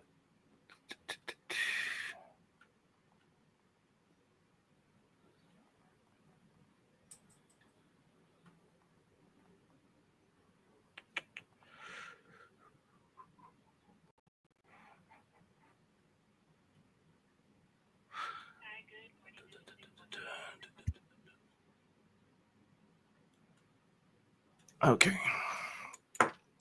Right. The few flaming nuns that got away continue to flee, spreading more fires in their way because they head in different directions. The Psi-Amps pick up on the panic and bad vibes going through the crowd here. And this time, unlike the fire kite stall, this is much more widespread panic. And so panic kind of immediately is conducted through the Psi-Amps, and everyone starts to panic and act crazy, except you, of course. You're made of sterner stuff.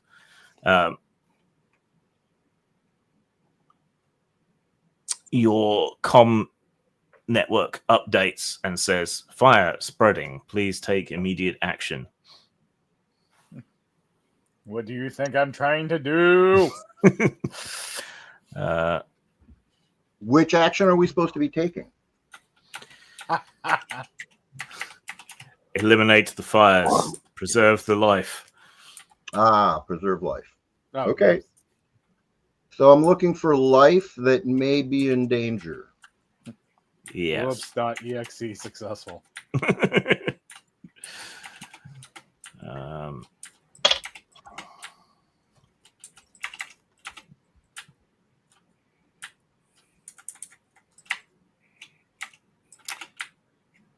right, and in your little comm device that pings up in your sight on a little holographic projection, showing where you are at the front of the parade, and another marker showing the medical tents nearby servicing your sector, which is registering a fire now as well. When the hologram shows where I'm at, and of a horribly mutilated, not burning nun corpse, I quickly kick the nun out of the hologram. How'd that get there? All right, her smoldering, legless corpse slides across the road underneath the drones, which haven't yet gone haywire. But yeah, new turn. Mech Daddies go. Okay, so there were 2 drones that attacked me by spewing fire, you said? Yes. Is there a way that I could charge and attack them? Well, they're attacking you, so you can just hit them. I just wanted to make sure, because it sounded like there may have been a range issue. And The flamethrower things are only very short range. So okay, yeah, I will go and I will try to attack one of them. Does it require a move to attack them, or am I good? they're in range for you. You're a big robot with a Understood. big long axe. Yeah, you got reach. And this gnome, or not gnome, this nun here that I can throw if I need be. So that is going to be she's a lot shorter now. She could be a gnome. Oh god, this is horrible. That's going to be a 21. That is very definitely a hit. Roll damage. All right, and then I believe the damage was a D8. It is. That is going to be 11. Okay. Right. Your axe smashes through one of the drones, cleaving it entirely in half. Cool. I'll attack the other one.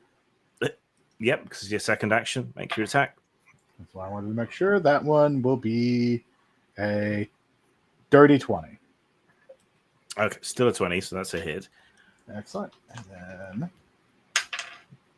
let's see. And then that is max damage. Nice. That will be 13. Okay. You Or, know sorry, those okay. You know those anime scenes where like the swordsman rushes past and then things fall apart behind them? Yeah, it's kind of like that. And they explode in your wake as well. Can you roll your armor twice, please? Understood. That is armor. Oh, nope. That's 1d8. fire. Yeah, that's a 5 on the die. Nope, typing fire again. Armor. +2 for damage reduction. Okay, so 7 and 8. Okay, despite the explosions, you are unharmed again. It's good to be a tank. Rapid oxidation is my job. My X will equal 1.0. All right, Zahn, you still have 2 drones on you. I do. So set the scene for me, please. Okay, so you're at the front of the parade, which is now stopped. Of the 6 drones that went haywire, the 2 attacking you are the only ones that remain. Many of the nuns that were on fire have been put out. Others fled into the crowd and have set smaller fires. And according to your comms link update, there is now a small fire at the hospital, the medical tents that are nearby. So Bloop is stood back a ways, and just tossed a grenade that destroyed a couple. Mech Daddy just axed a couple to death. So it's just you with the drones on you at the moment. All right. Do I see a fist-sized hole that I can disappear into? In one of the drones or anywhere? Anywhere that will get me away from being attacked. I mean, there's a burnt, mutilated nun that's got quite a few fist-sized holes in her. If you want. What about the boardwalk?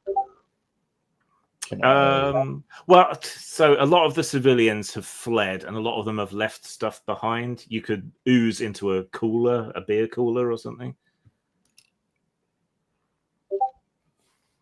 Yeah, I'm looking for more protection. Yeah, not really. Not within reach. No. Okay, so I'm gonna run away towards Bloop. Okay. Takes you one action to run to where Bloop is. And I'm going to reserve my second action in case I need it to defend myself at some point. Okay. Which you do because the drones follow and belch fire at you and Bloop. So can Zahn and Bloop both make reflexes saves, please, twice. 1. Fail. 50-50.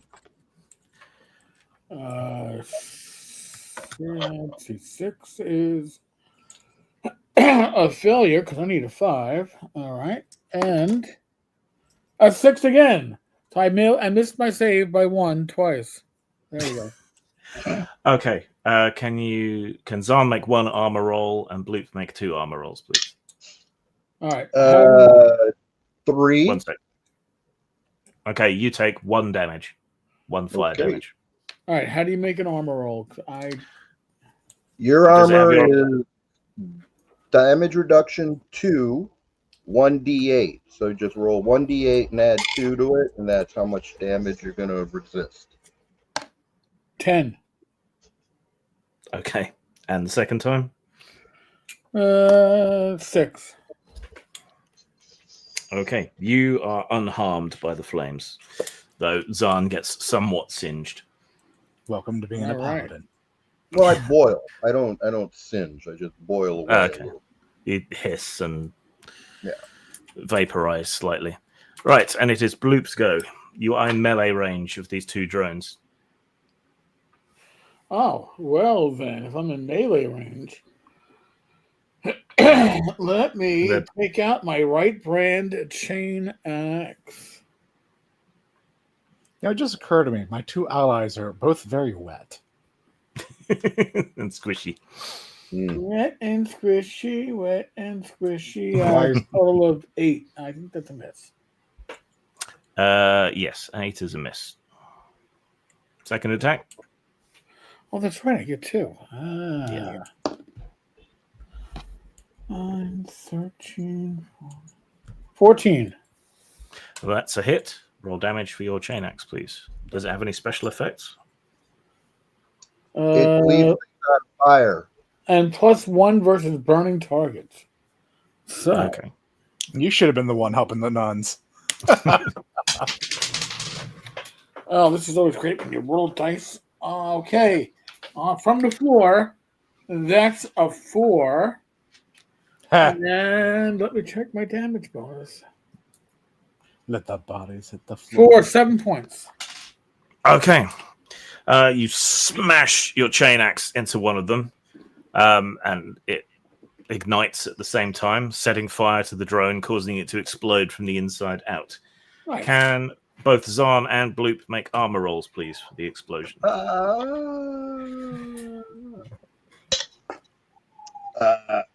9. Whopping 3 again. Okay. Neither of you are harmed in the explosion. There is 1 drone left. Okay. All right.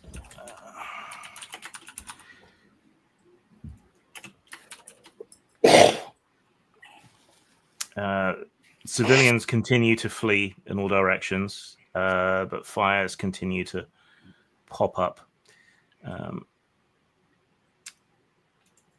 Now registering another secondary fire at the nearby relic vault. How many? So there were a total of 4 drones on. Yeah, myself.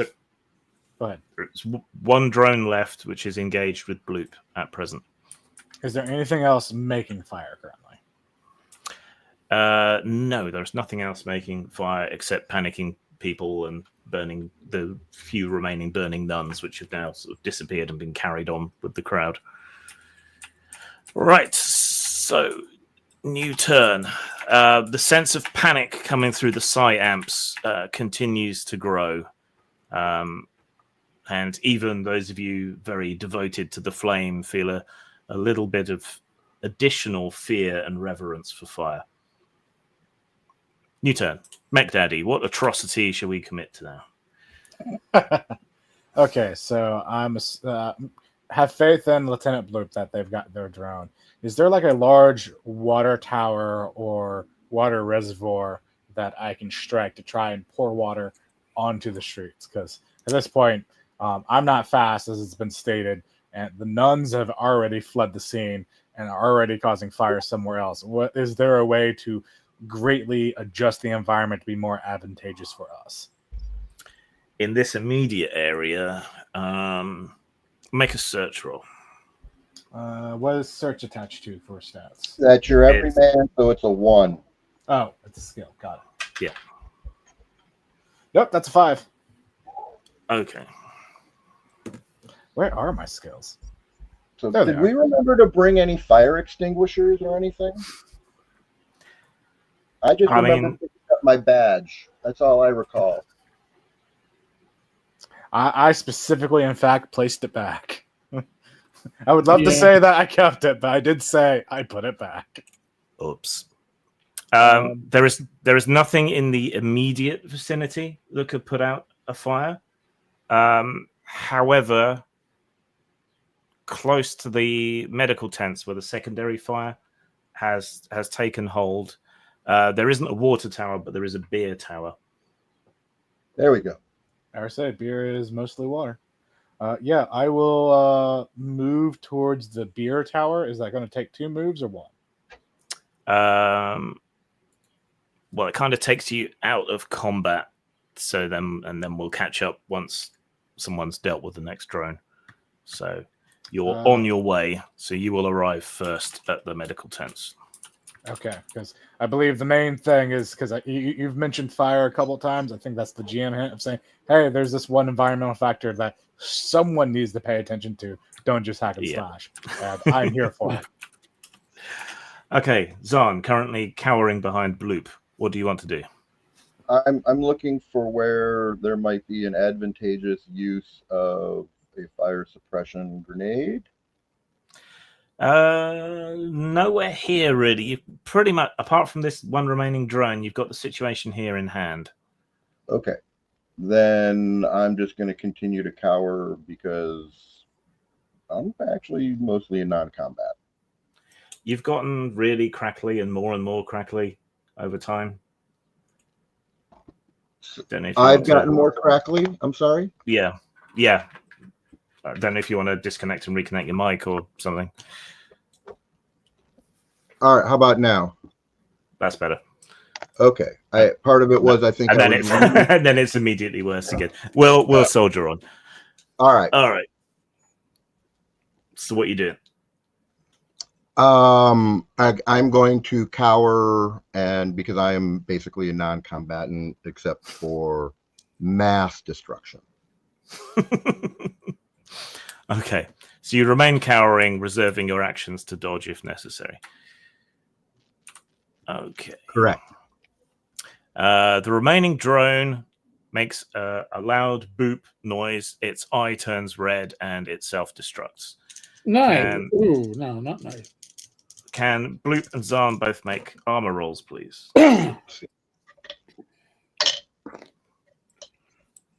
9. 5. Okay. Despite the dramatic attention of the whole thing, Bloop is undamaged, and Zahn takes 1 hit point from the explosion. Oh man, that's 2 total. You're showered with bits of debris and fuel, and all the incense. So you smell like a prostitute's window box. How do you know what a prostitute's window box smells like? I've been around. Are you a goer? I don't think men are goers. I don't think that's how it just works. I don't know. I really don't know. You know, I just laugh at the bit. I don't really The know. way you said "I've been around" was like the most coolest jazz cat voice I've ever heard, man. Like Nice. that was so 500 experience points to you, man.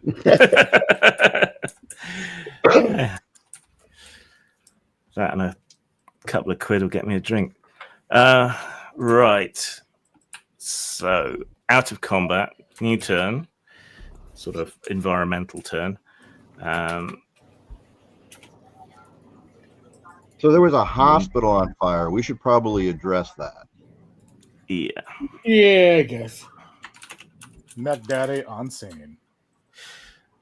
Okay. Ping update. The fire is spreading from the relic vault to the nearby AI temple. Medical tent fire intensity 3, relic vault fire intensity 2, AI temple fire intensity 1. And you can feel this oppressive psionic wave moving through the crowd. All right. Mech Daddy comes hurtling as much as he can anyway, through the remnants of the crowd, people ushering their children out of the stampeding horde, other people panicking, some people frozen in terror, overcome by the psi waves and the sight of the flames. And you come in sight of the medical tent.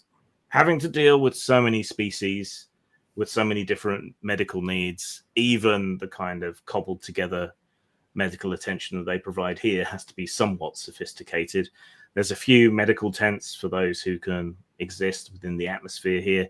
There's also some old sort of second wave frontline colony pods, which can be tuned to have different atmospheres and so on. The tents are pretty much a write-off at this point, and the fire is spreading into the pod buildings themselves. If it hits oxygen or some other flammable supply, that's going to be a real problem. But there is the beer tower nearby. Ooh. How big is the beer tower? Because I think that is, in fact, where I was heading. This is like a cosmic scale festival with like millions of attendants. So we are talking about like a water tower scale of beer. Yeah. And you hadn't mentioned kids. My God. All right. Yeah, I am heading towards the beer tower because I'm going to pop that like a balloon. Yeah. Like a steel chase balloon, I should say. I think you can get away with giving alcohol to miners if it stops them being on fire. So you would think, but you'd be. Okay, so while the others are catching up, you hurtle over to the beer tower. Mech Daddy brings the beer. So it's a temporary building. So it's mostly sort of scaffold that's been put up together, and then this enormous drum of beer, which must be divided into sections. But if you can topple the whole thing, I was going to say, Mech Daddy is in fact a robot. The most efficient way to bring the beer to the fire is in fact to take the legs out from the scaffolding. Okay. I am dealing with priority 1, deal with fire. Priority 2, save lives. Okay, can you make a structure roll, please? Sure. Is that a skill? It's a skill. Every man. Okay. So if you don't have it, you have it at 1. Damn, a 2. Okay, so that's a fail. Now, Wait, can you make? No. Hold on. He's got 4. Oh, I do have chink. He's got what? Yes, chink. Yeah, but that's why this is the chink is to make this very kind of thing to work in. So he also has +2 to break with his jaws of life and death. Oh, that's true. Yeah, we shall get to that. Right. So now make a logic save. Okay. I've been logical this entire time. I don't know what you all have been talking about. Where is my lowest rolling d20? See, I've told my Yeah. friends, I'm like, I'm not super lucky. I roll high. There's a difference. If you're lucky, you roll what you need to roll. I just roll high. That is a 8. I think that makes it. Give me a second. Logic? Darn, no. No, It's not. My save is a 5. Okay. Right, so that negates I was so excited. any armor that the thing might have. Okay. So the only thing left to do is to get the legs out from the beer tower.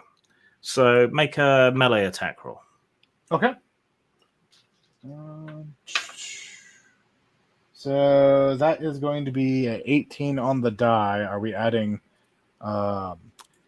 Adding your +2 close for the attack jaws? bonus. Oh yeah. So that'd be my attack bonus would be make that a 23, and then 25 if we're adding the jaws of life or break checks. Yeah, you hit. Roll damage. That would be a 13. Wait, hold on. You add the strength bonus. Sorry, Yeah. that'd be 11. Okay.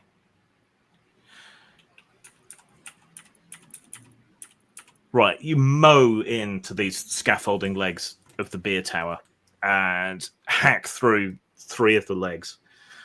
The whole thing slowly topples, people fleeing in all directions to get out from under the footprint of it when it hits the ground.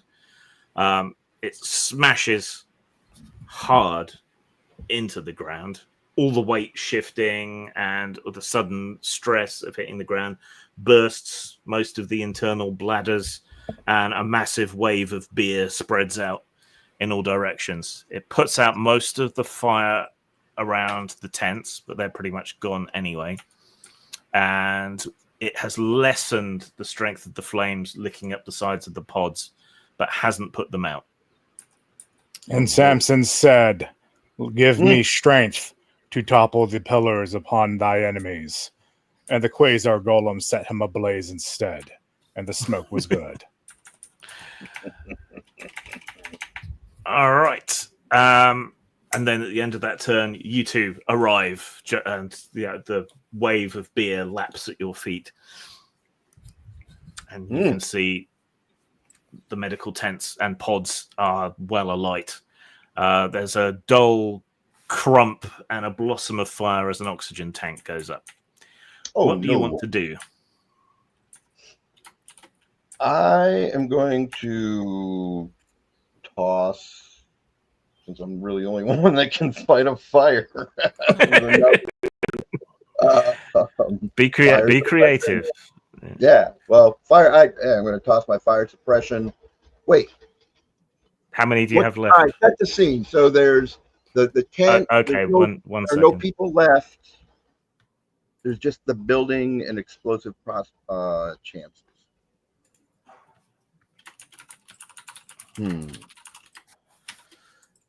Okay, so set the scene. You come charging up to the area of the medical tent. It's been pretty much evacuated, apart from injured people who can't be moved, and doctors and nurses and paramedics. The tent section has pretty much completely burnt down at this point. The tidal wave of beer put most of that out and slowed down the flames that are spreading across the pods, which are sort of sealed environments. There's a lot of compressed gases and dangerous things over there. An oxygen tank somewhere just went off, and the flames are building higher and higher. Your comms links tell you that this fire hasn't intensified, but that the fires everywhere else have gotten worse, and a mobile sanitation float has caught fire. They are diverting it towards your current location so that you can deal with it. Sanitation float means garbage truck. Okay, so do I see any sophants in danger of being extinguished due to fire?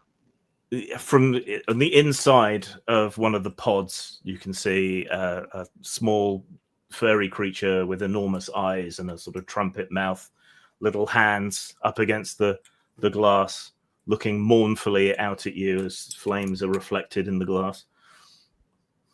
Okay, well, I guess I'm gonna have to go rescue that critter. So I'm gonna move to the building, look for an entrance. Okay. Yeah, you move up to the building. It's scorched along the sides, but the fire's been beaten back a little bit. The door is still operational and cycles for you, so you're able to go in. Okay, and is there fire inside? There is no fire inside, but you can smell smoke. Where there's smoke, there's fire. Yeah. Let's go to the source of. Hold on. That is incorrect. Where there's smoke, there's awesome. Ah, All right. Well, that's your actions for the moment. correct. So what does Bloop or Mech Daddy want to do? So where areas are still essentially ablaze, is this area mainly under control, or do we need to move on to the next area? This area is not under control yet. Okay. It's and the blaze is building quickly, probably due to all the oxygen and stuff. The relic vault is well aflame. The AI temple is getting worse, and this burning sanitation float that's been sent in your direction will be here soon. Okay, so with the beer everywhere and everyone being baptized by beer, whoops. Is one of these buildings, is it possible to collapse it into the beer?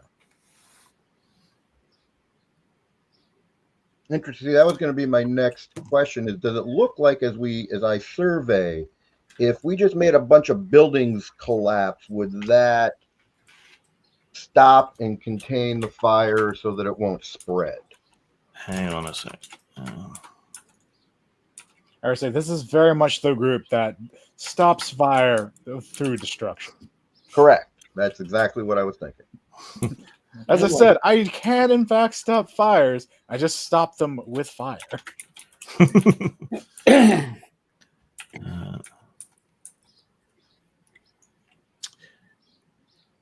Right. So what these pod buildings, they're built pretty strong because they're meant to be like first or second wave colony buildings.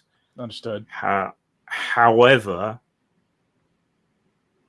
so I guess the next question is do they have their own fire suppressant systems within? And if they do, why are they not activating? So they do, but they haven't been set up properly. So you could access an exterior panel to turn on the internal fire suppression. Or another possibility would be to evacuate all the air from inside one of these, which can also be done. Evacuate all the air. I thought you were about to say evacuate all the people. I'm like, yeah, that's good. Oh no. Are we still in terms of combat? No, we're in sort of wishy-washy terms of do stuff. Gotcha. So we can collaborate with each other out of game to figure out how we want to address this. So I'm not very good at getting the fire suppression systems, or at least I'm guessing I wouldn't be. Who's the smart guy in our group? Nobody. Yeah, that person didn't show up today. Oh, okay, so it's me. All right, so I'm going to go and try and activate the fire suppression system. Okay. Realistically, someone should try to. Do you have any technological skills besides Tinker? So no, not at all.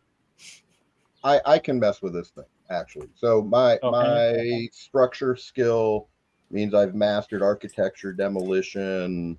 So just that architecture part will allow me to be familiar. And then I have core search, identify hidden dangers, subtle structural. Good. I will allow it, but only because your clever PC isn't here. We are clever. My thing was to roll a d6, hope to roll 1, then flavor it as I hit it with my axe, and for some reason it activates it. And I make that roll. So right, activated the fire suppression system on the closest pod. Okay, so yeah, you hear Reluctantly, mind you. you hear Mech Daddy's idea, and rather than divert, you just sort of step into the side, rip open a panel, and press a bunch of buttons, and the interlinked pods all activate their fire suppression units. The fire in the medical area is now almost out. One last effort will get it under complete control. And where you it won't said that spread there again. was some kind of flying object coming towards us, like a blimp. Yes, it'll be here next turn. That's the sanitation float, which has caught. Does it have any kind of cords or anything like that that is dragging along the lines, or? Well, it hasn't got here yet, so. Well, can I get a better look at it with one of my weapons, like my long gospel fire lance rifle? Can I look at a scope and get Yeah. a You want to try and shoot it down? Only listen, just so you know, the only things I can do is break things. So let's see if I can break it. But all right. There is. Hey, Maslow, when the only tool you have is a hammer. Hammer. Everything looks like nails. All right. You shoulder your flame lance and peer through the scope, looking for this incoming thing, and then you spot it. There's a big HOV truck with a massive portable septic tank on the back of it, hurtling towards you. There's a pilot still in the control part, holding on for dear life as he steers it down and towards you. And there are flames all across the underside of it. On the side of the tank, you can make out all manner of warning labels like biohazard, radioactive, all of that kind of shite. Why is he aiming it towards the very clearly flaming flame? He was told to divert it towards the nearest fire team, which is you. Oh. Oh, well. All right. And then in Galactic Common, along the side of it, underneath all of those warning signs, it says mixed species effluent, caution. Well, I think that we need that mixed species effluent to be free at last. Well, hold on. Before we just do total mayhem, if one of the fire team wasn't here anymore, would they try to go towards the said person? Like if someone was yeeted away. I mean, you could ask for it to be directed towards a particular firefighter. I mean, how good's your jump, Lieutenant Bloop? My jump? Oh, Jesus. You're a frog. Not the stereotype. That's racist. Robot can't be racist. They can if they're programmed to be racist. Yeah, I'm not quite sure what jump would be under. I assume he had this special ability for jumping. Yeah, special ability for jumping. No. If you had a special ability, it would be a special ability. Okay, Occam's razor. Let's shoot it down. I tried to save you, Mr. Blimp. Well, I'm not trying to necessarily shoot it down. I'm trying to shoot the shit. So you get a +2 bonus for leap rolls, charging, and melee damage thanks to your exotech armor. Yeah. Yeah. I think that we're going to be better off trying to shoot the shit.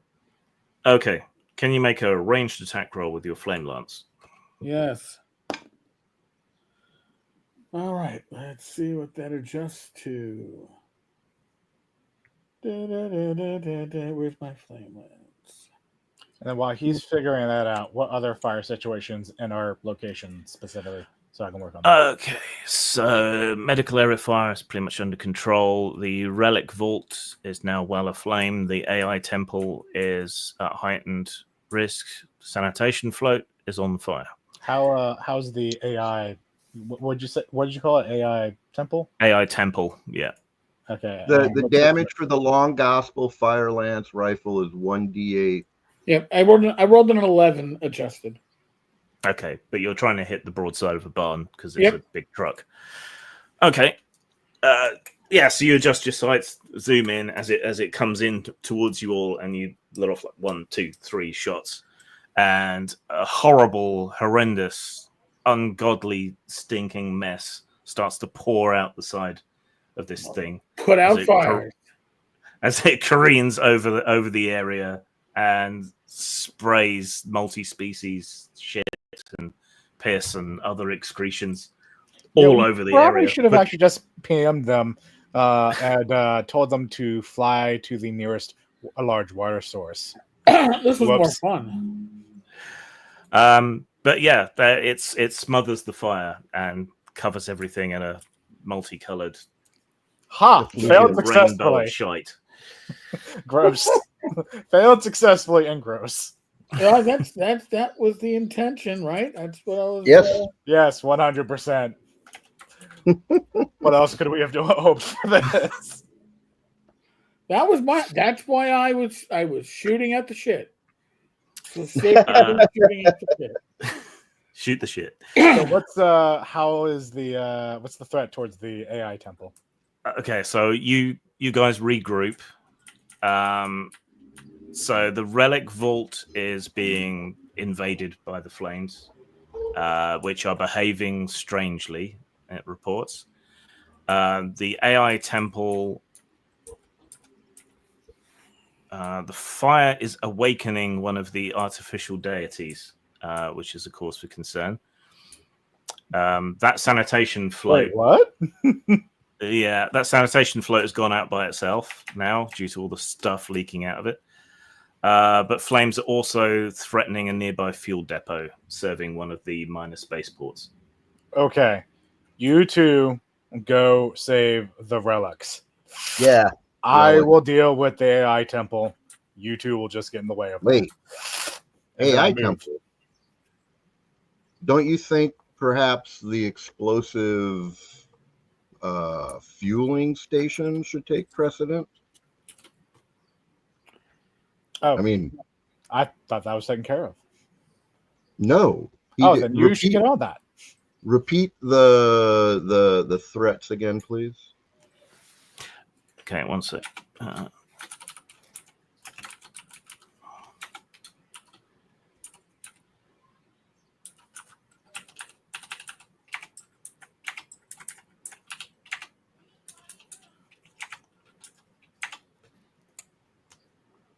Are you adding notes for insanity? Great that we're doing. I mean, to be clear, I'm going to send you guys off to one of these things. I'm going to the AI temple by myself. Okay. So by the time you get there, the relic vault will be almost completely incinerated. So it'll be a hard job to get that fixed. The AI temple is well ablaze and an electrical fire has taken hold, and one of the AI deities appears to be waking up, which is problematic. But the fire at the relic vault is behaving strangely, according to local reports. The fire near the fuel depot is also spreading. So fire behaving strangely is a concern. But if it is, what's the all right? Well, what will happen? If you want to purchase a firefighter, what would happen if the relic vault is completely incinerated? Is that all the fuel around, all the potential burning that could happen around there, or will that spread to another building?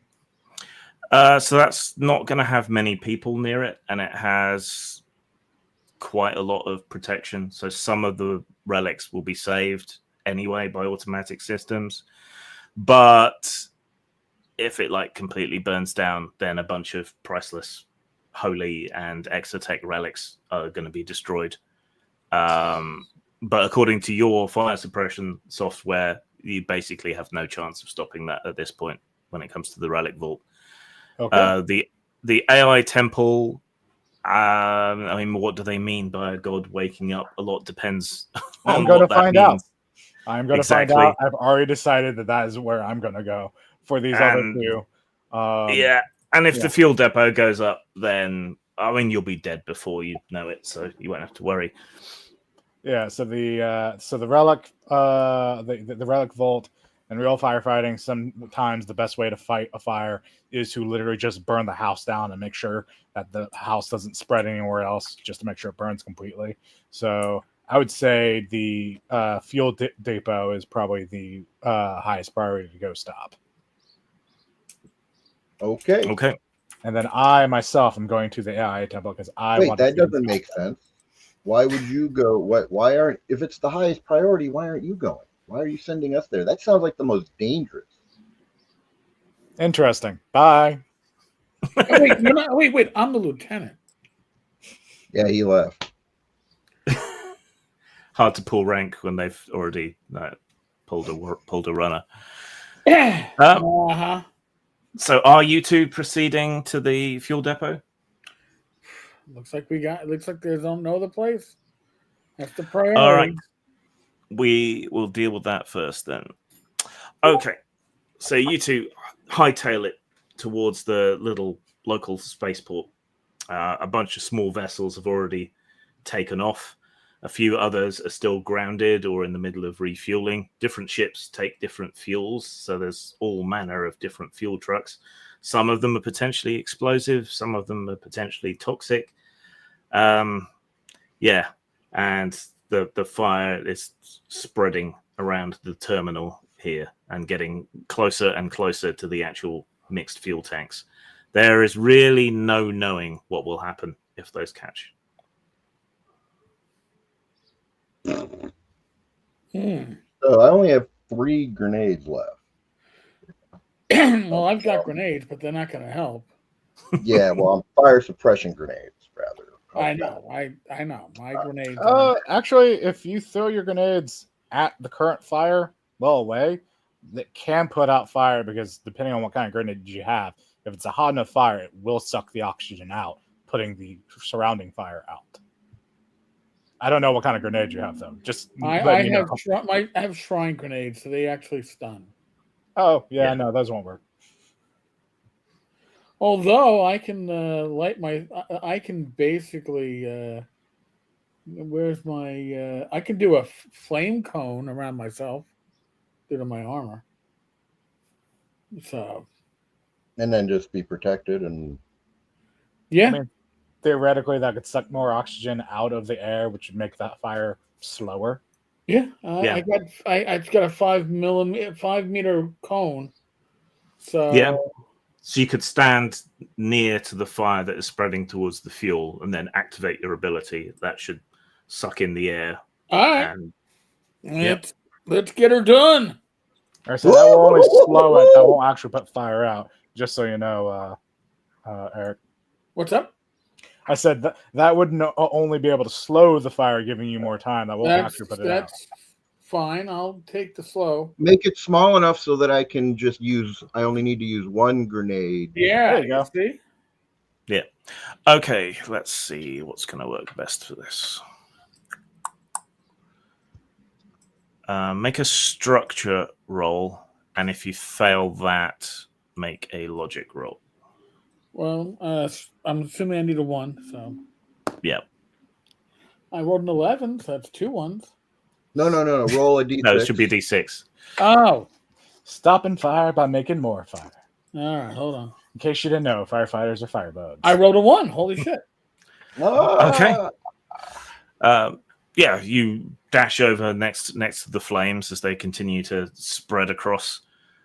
Shout out to the holy fire, and you are surrounded in this blast and corona of flame from your armor. It sucks the air away and causes the fire to pull back a bit. And then presumably Zahn hurls his mist grenade. Well, he rolls a 1. Well, that's what you wanted to roll, right?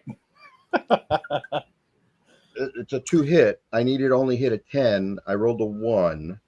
Oh. Yeah. Yeah. So I probably. So that one's a dud. Well, okay. So do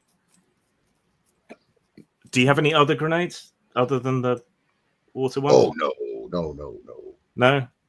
Okay.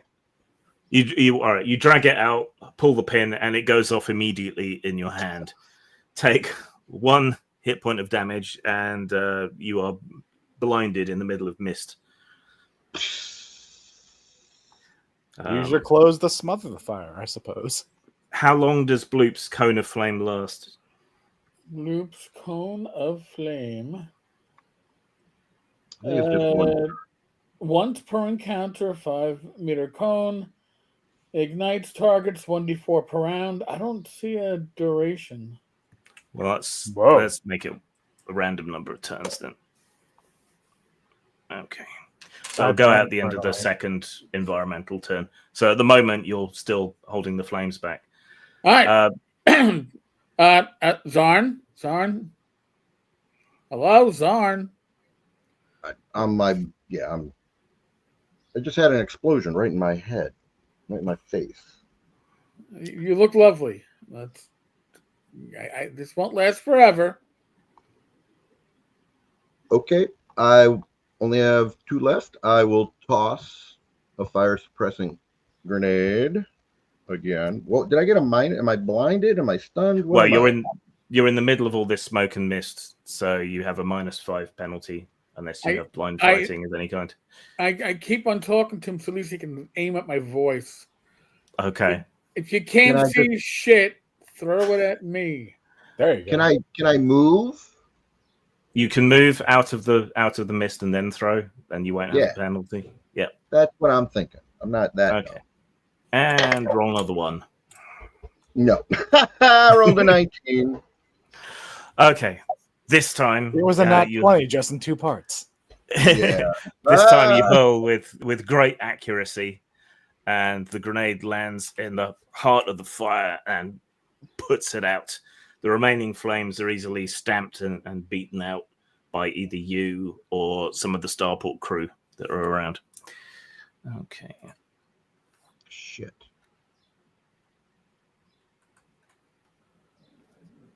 There's a reason this guy had 5 of these. I am going to cut out some of the stuff because, like I said at the beginning, I haven't been well and I'm starting to flag a bit. So that's cool. Skip to the climax. So I'm interested to see what I don't know yet if I'm making this worse or if I'm fixing this problem. If I'm fixing this problem, I probably can do it better because I can just activate the systems to evacuate all the air, or the halon system, which I wouldn't be able to do with my fleshy friends. Or, like I said, I really want. I'm keyed into this AI god. Tell me more about this, Jim. I'm super excited. I wanted to make sure no one could stop me from doing what I wanted to do. All right. So while they're occupied, you come hurtling in as fast as you can go towards the AI temple. Your olfactory sensors pick up the smell of burning electronics and plastic. And as you come careening around the corner of a few abandoned food stalls, the AI temple comes into sight. There's a gigantic metal throne from which an enormous robot is slowly standing.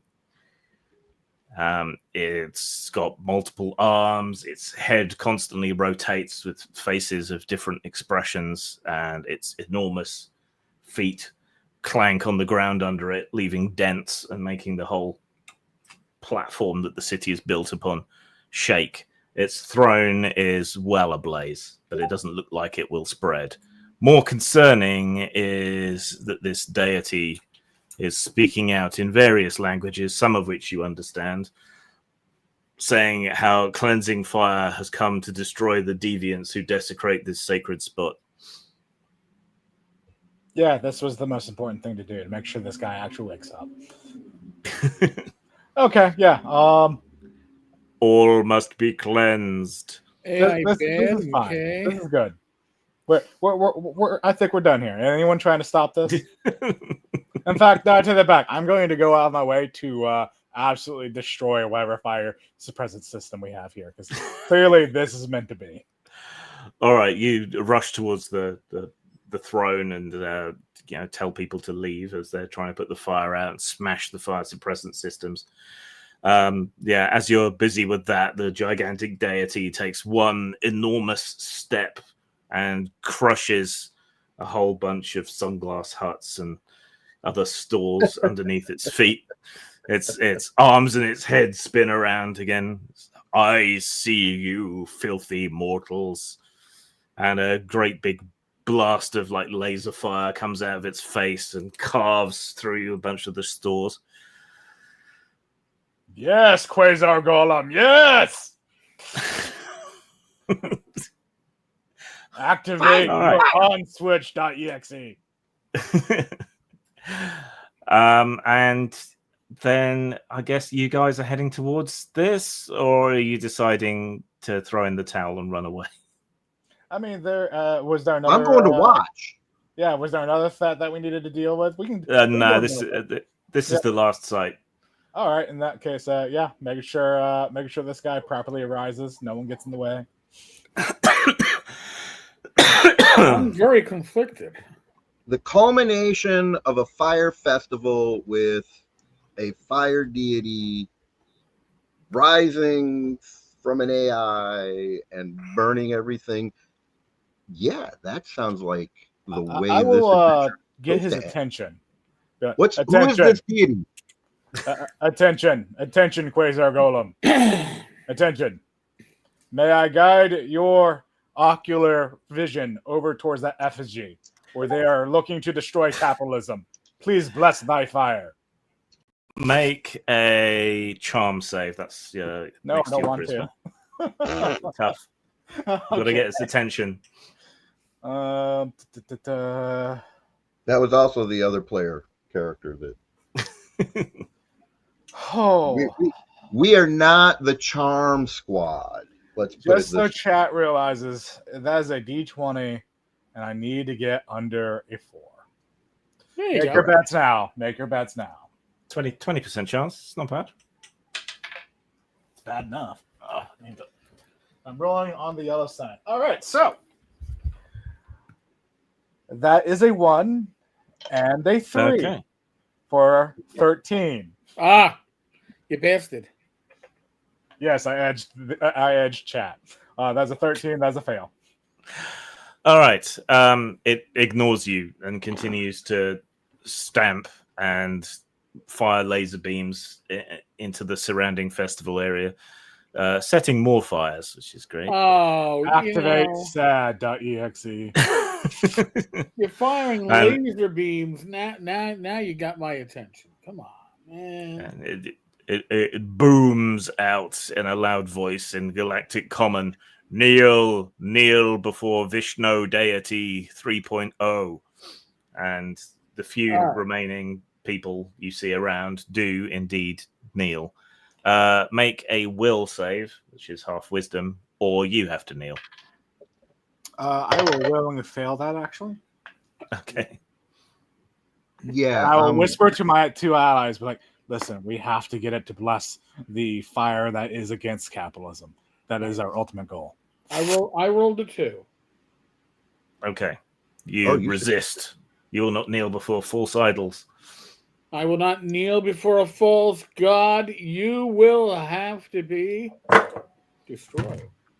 I'm a sniveling coward. I am completely Complacent. full-face prostate, leaking fluids. All right. I can see this false god, correct? Yes. Let's have blue. Please define deity for me. I am going to march up to the false god with my right brand chain axe and tell it if it is truly a god, I will not be able to strike it down. And if I strike it down, then it is the false idol that everyone knows it to be. I mean, there's some logic to that, yeah. Your terms are acceptable, puny flesh thing. Roll initiative, everyone. Okay. Oddly enough. Hell yeah. That is a nat 20. My initiative bonus, I think, is 2 or 3. Initiative bonus 2. So that's a 22. Nice. 14 plus 2, 16. 12.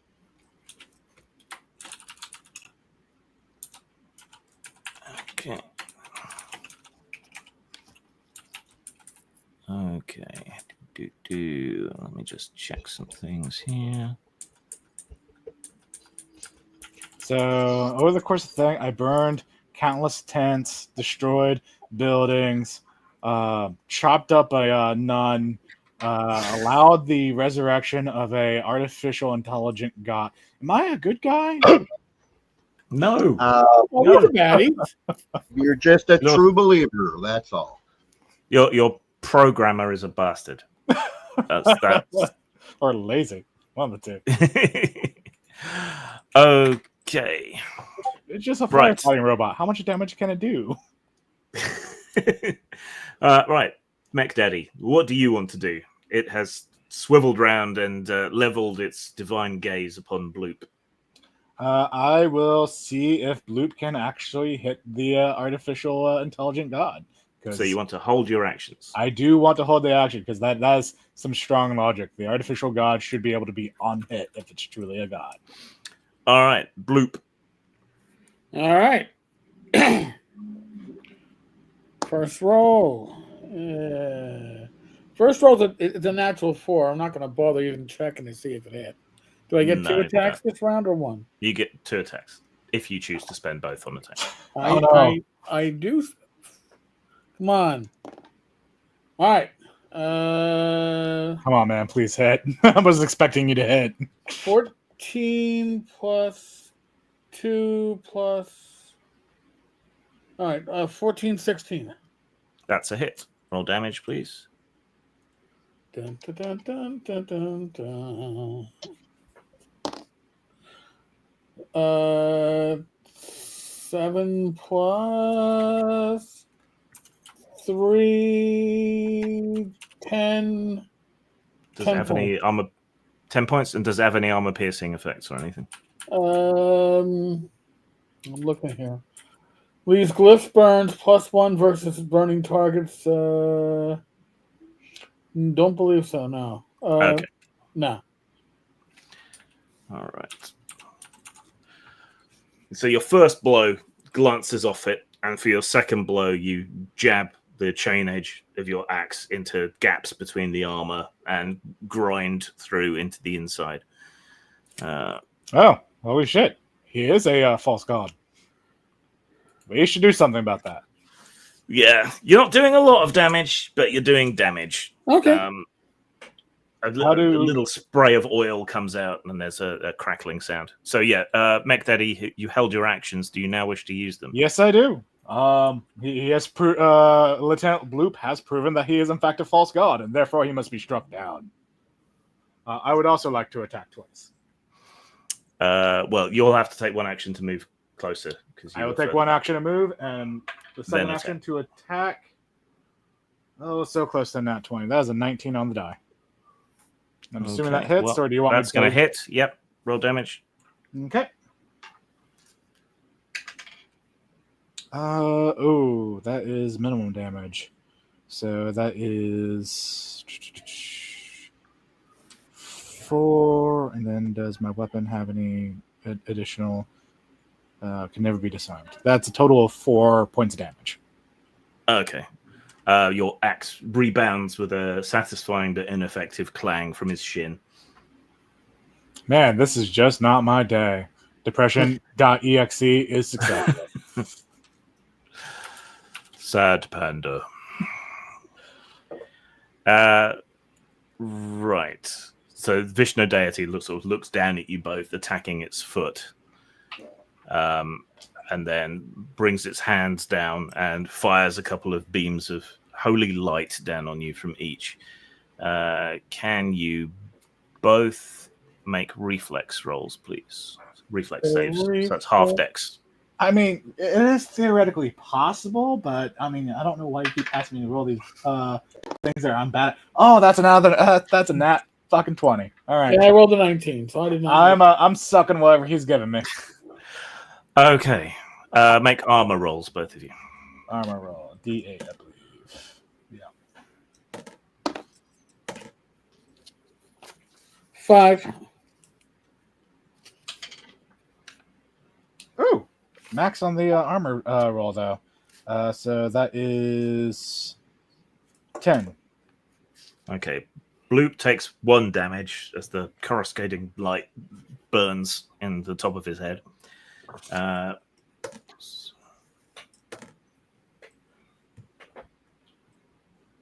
And Mech Daddy takes 8. He takes a far harder blast from this arm cannon.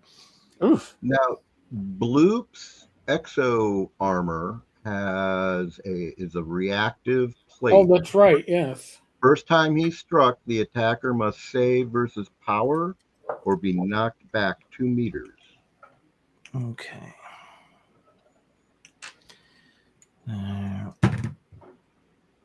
Right, he saves. Not that surprising for a giant robot. Yeah, exactly. Yeah, so there's a blast of energy, and his foot like slips back a centimeter, and that's about it. So wait, does Mech Daddy take damage, or because you said giant robot? Yes, you're not as Okay. giant. You still take that 8 damage. Okay. Right, and Zahn. Okay. So, as we just discussed, this is a giant robot, which I would think would come under a structure. It would have structural. So, I am going to use my exo artifact and first I'm going to identify critical flaws or sabotage points, +1 on structure checks. Well, the other way around, minus. And that's a pass. So then I'm going to use the Bones Willing. I mark a structural point, declare a collapse. After 1 round, the structure gives way. Collapse. Falling debris inflicts 2d6 damage on targets below, and they have a reflex save for half. Okay. But in this case, he is the structure being demolished. What is that artifact, by the way? It is called the Ossuary Map of Collapse. So a little bag of bones, or what seems to be bones that can find weakness. Okay, so next turn it collapses. So do you want to? No, actually, it takes all this turn to study. Oh wait, You're right. I have 2 actions. I forgot I had 2 actions. So study and curse, and then next turn it collapses. Correct. Okay. You hold up this little ossuary of bone, and it flips around and models the shapes and sort of highlights the weak points in the structure for you. And then a little progress bar starts ticking across. All right, new turn. Mech Daddy. I will attack it twice. Go for it. You hear that, full skull? That is the sound of your demise coming. Oh, son of a bitch. I knew if I said something, I'd roll bad. So that's a nat 1 on the first one. And then, honestly, I was expecting 2 nat 1s with base of how I built that up. That is going to be a 8, 10, 10, 15. Okay, yes, so your axe rebounds twice off his shin and chips badly. Your axe does 1 less damage until you can get it repaired. Okay. Is that for the nat 1? That's for the nat 1. So okay, just random bad shit.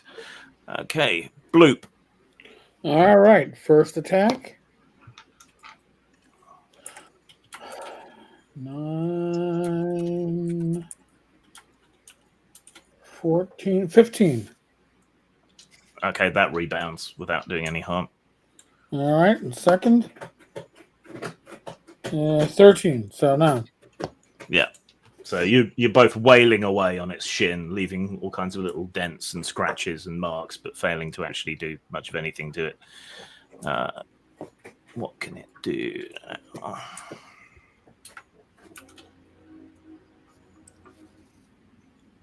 spend an entire turn laughing. It reaches out its hands towards the burning throne where you destroyed all the fire suppression systems, sucks all the fire out of it, and hurls it downward into a double explosion that engulfs both of you. Whoops. Can you... Oh, no, that's a ranged attack. So What is Alright. your range defense, both of you? Now, question: I'm immune to environmental fire hazards. Is this one of those? Yeah, this won't hurt you. So, yeah, you Mine can just is laugh into it. 14. Okay. And while the blasts land near you, they don't hit you effectively. He's too fat to see his feet, obviously. That's what the problem is. I mean, I'm built to fight fire. It makes sense that I just stand back up. All right. And then on Zahn's go, I'm going to take the damage you normally do from falling debris and double it, because it's essentially a critical strike to the structure. Sad. That's you guys, by the way, just so you know. Not me. Oh, crap. Yeah, I mean, I don't know why you didn't move away.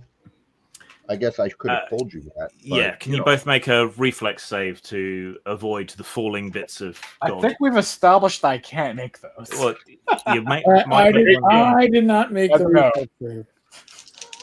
So neither of you made it? No, sir. Okay, make your armor rolls.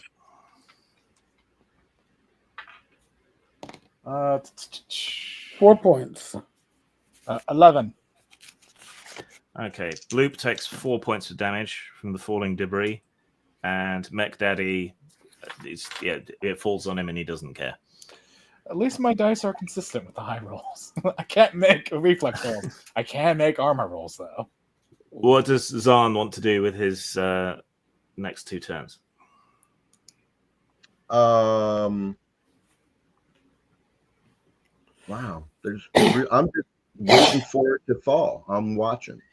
Well, so it went off, and a whole bunch of armor and stuff from its ankles and knees broke apart and fell down onto Bloop and Mech Daddy. And the AI deity itself sort of fell down onto one knee. Cool. That's like, Oh, so now you're kneeling to me. that should have been my line. Damn it. I'll look at the group and say, I there's feel really like you're the- activating a reach.exe. You I'm note gonna that with go, the damage... So there's a big hole in it now. I'm Yeah, going and- to go crawl inside it and look for a place that. Oh no, I don't have that kind of bomb. This is the wrong game, dude. See, I keep confusing bombs because of the Because of Bow. fabulous. Yeah. I mean, there are a bunch of people here that have been gathered. Perhaps you can lead them to help us. Everybody, it's a false god. Tear it apart. No. Okay, I tried. That was one person who said no. I didn't hear dozens of people say no. I think not. All right, that's 2. but- Do you want to squirm inside it? Yeah. I'm gonna Okay. Squirm inside it. So one to move and one to climb inside. Yeah, there's plenty of holes. You can squirm your fluidic body up into its circuits and pipes. Can you make a search roll, please? You betcha can. Or structure. They're the same. 1. That's a success. Mhm. Okay, I will come back to you next turn with some interesting information. Okay, Mech Daddy, what do you want to do with your damage? I would like to try to attack it twice again. Okay, go for it. All right, we're going to hold the trash talk until after the roll. All right, so that one will be a miss, but the second one will be a hit. 15 and 18 on a roll. Okay, and the damage? -1.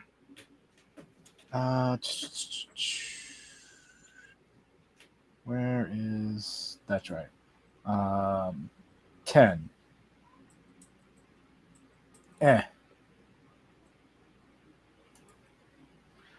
Well, I will explain some mechanics when we're done, if you like.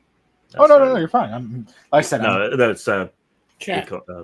chat view. Yeah. If you want to drop some questions, I will do what I can. Sorry, how much damage did you do? I did a total of 10 I also have the chink skill, which bypasses one layer. I'm not sure if I need to keep saying that or such. Yeah.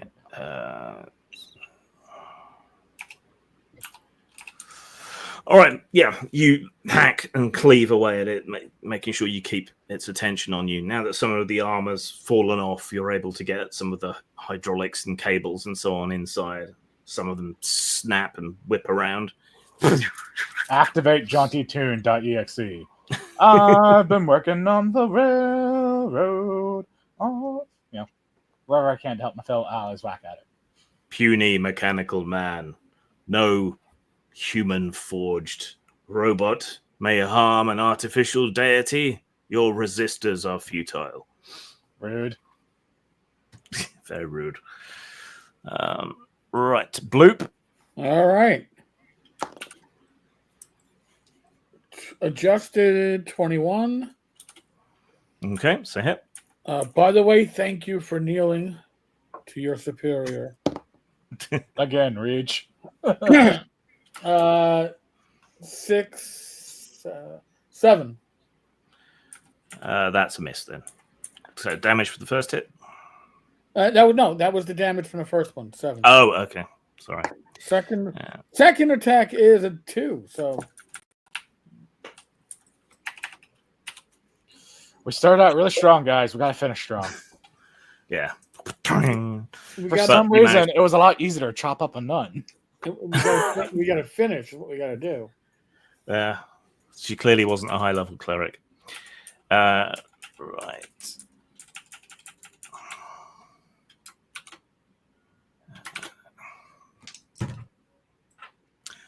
Okay, the deity sort of picks itself back up to its feet and then sort of starts twitching. It's inside me and starts battering itself, trying to get at wherever Zahn is.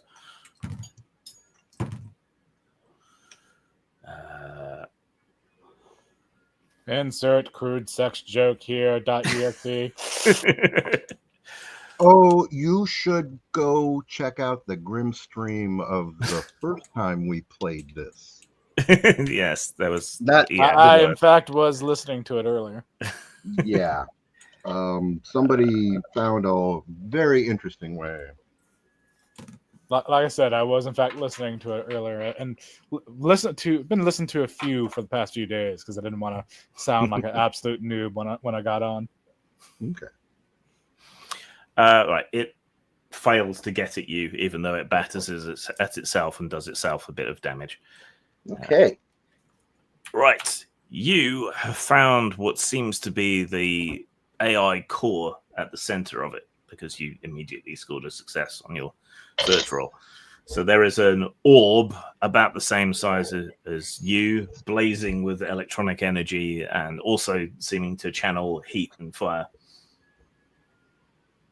Okay. It's the heart of a god. I'm gonna stab it. Wait. What kind of- I think what you mean to say is I want to harvest it. That's No. just advanced stabbing. Yeah. But there's a strong difference, though. One's more one leads to a more viable result. Well, no, I'm gonna stab it. Because it is an immobile target. So I get +1. And I get, all right, where'd my damn metal? There we go. Base attack bonus. My close combat. There we go. And that's a 17. No Okay. kidding. That's not time to eat. No. Damage? Damage is 4 + 1, 5. Okay, but this is like the absolute most critical part of it. Okay. Right. I want you all to make toughness saves. That's Constitution halved. Oh, finally a save I'm good at. All right. Well, I'm Yeah. not 20 on this. I know I am. Where Made is it? Where is it? There we are. Yep. I Made it on the failed. die. Hang on, one at a time. Zon failed. Fail. Okay, Bloop Made it. and Mech Daddy. Made it. Sorry, you crackled out there. What was that? Made it. Tanks never die. All right. So let me see.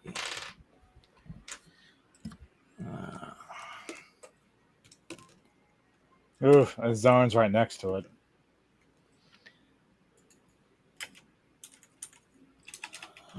Okay, and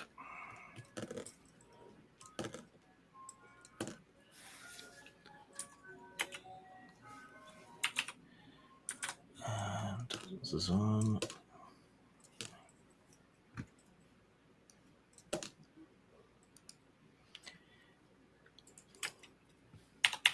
Okay. All right.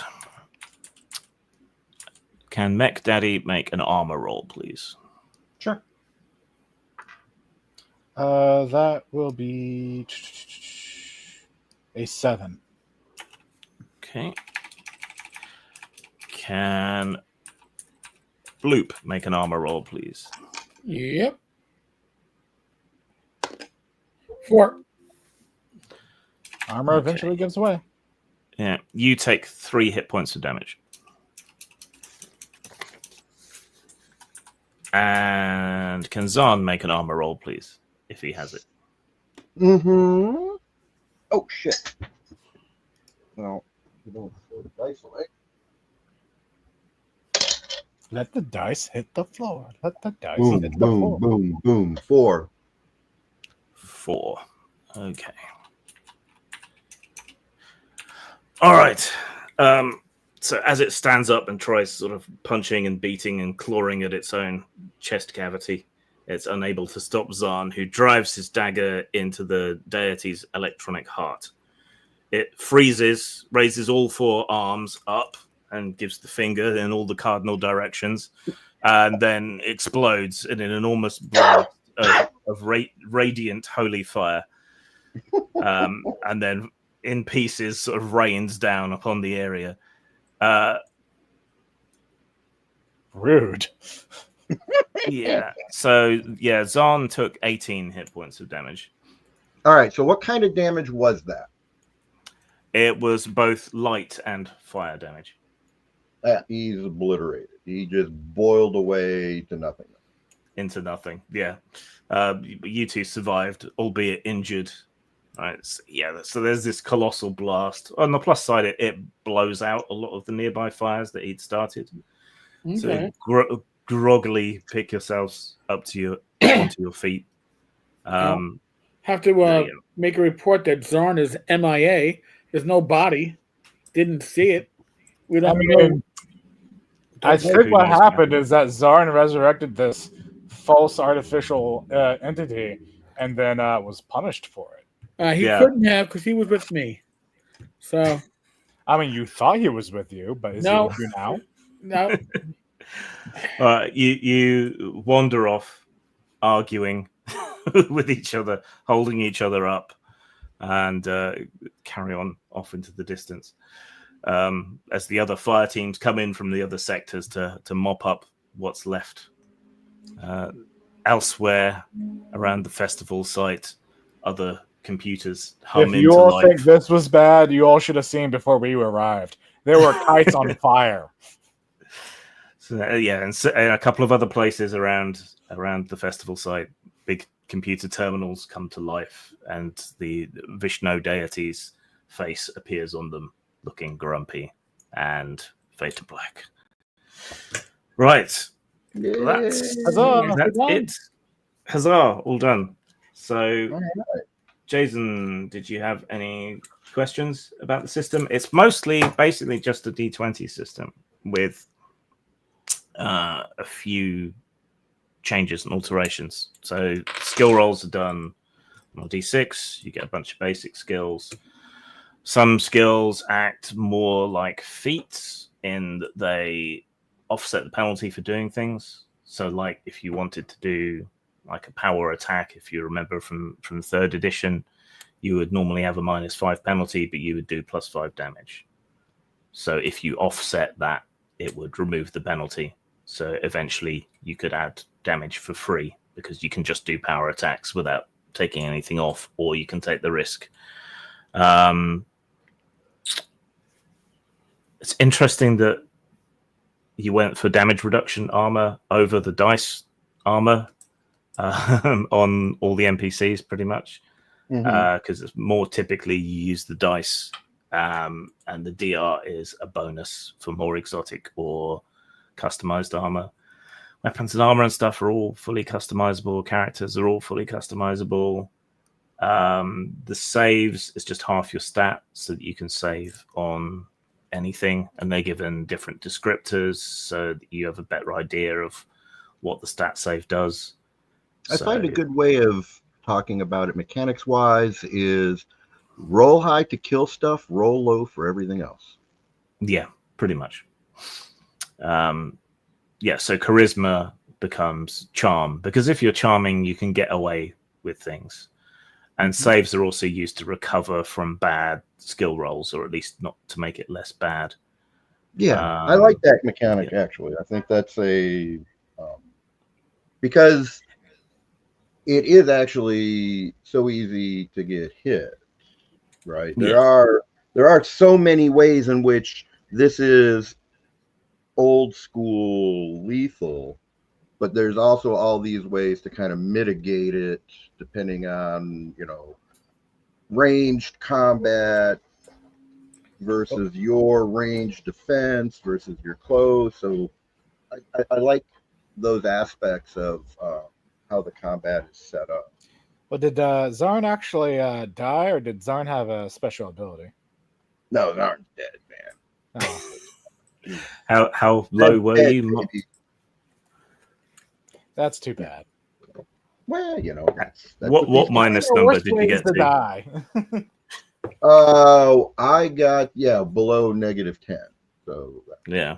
Wow. I was already at 7, and I took 18. Wow. I didn't realize when you were taking so much damage before. Yeah, when you get below -3 hit points, you're dead. Right. Yeah.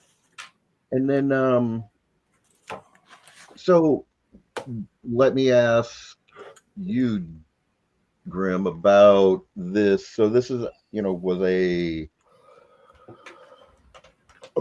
working on a proof of concept of how to put together adventures, right? Because as we've discussed, you are off the top of your head, and I'm, a character actor, I have to get deep into it. So we're looking for like this juicy middle, as I'm calling, a juicy outline for adventures, because that's what we want to be doing with the zine. So where did you find that, just so I have a feeling of how it works? Because I think I wrote it knowing what you do, right? Yeah. So I want to know, was that more than you needed, less than you needed, and what do you think about it as a product? So as written, there is more than I needed. I mean, we've stopped early. So we've gone 3 hours instead of 4, which is typical con slot sort of thing. So there's more than I needed. We didn't really need to use the subsystems that we had. So you used what did you think of the firefighting mechanic? I kind of simplified it and cribbed off it. Okay. So I had fire levels that were going up, and then the actions that you had were reducing the fire levels, and past a certain level, it would have been completely destroyed. Or the fuel stuff would have gone up, or whatever else. So I just quickly sort of improvised a fire level 1 to 5, like kind of like you had.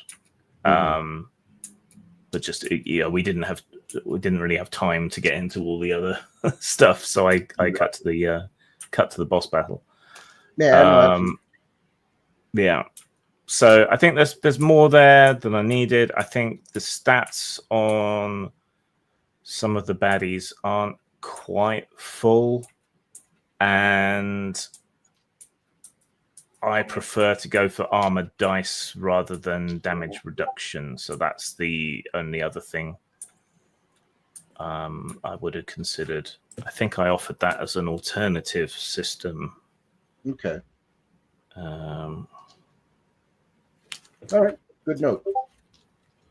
yeah, I think that the default for the system is you use a dice. So your armor protection is random. If you don't like armor as a damage reducer, then you can use it to increase close defense.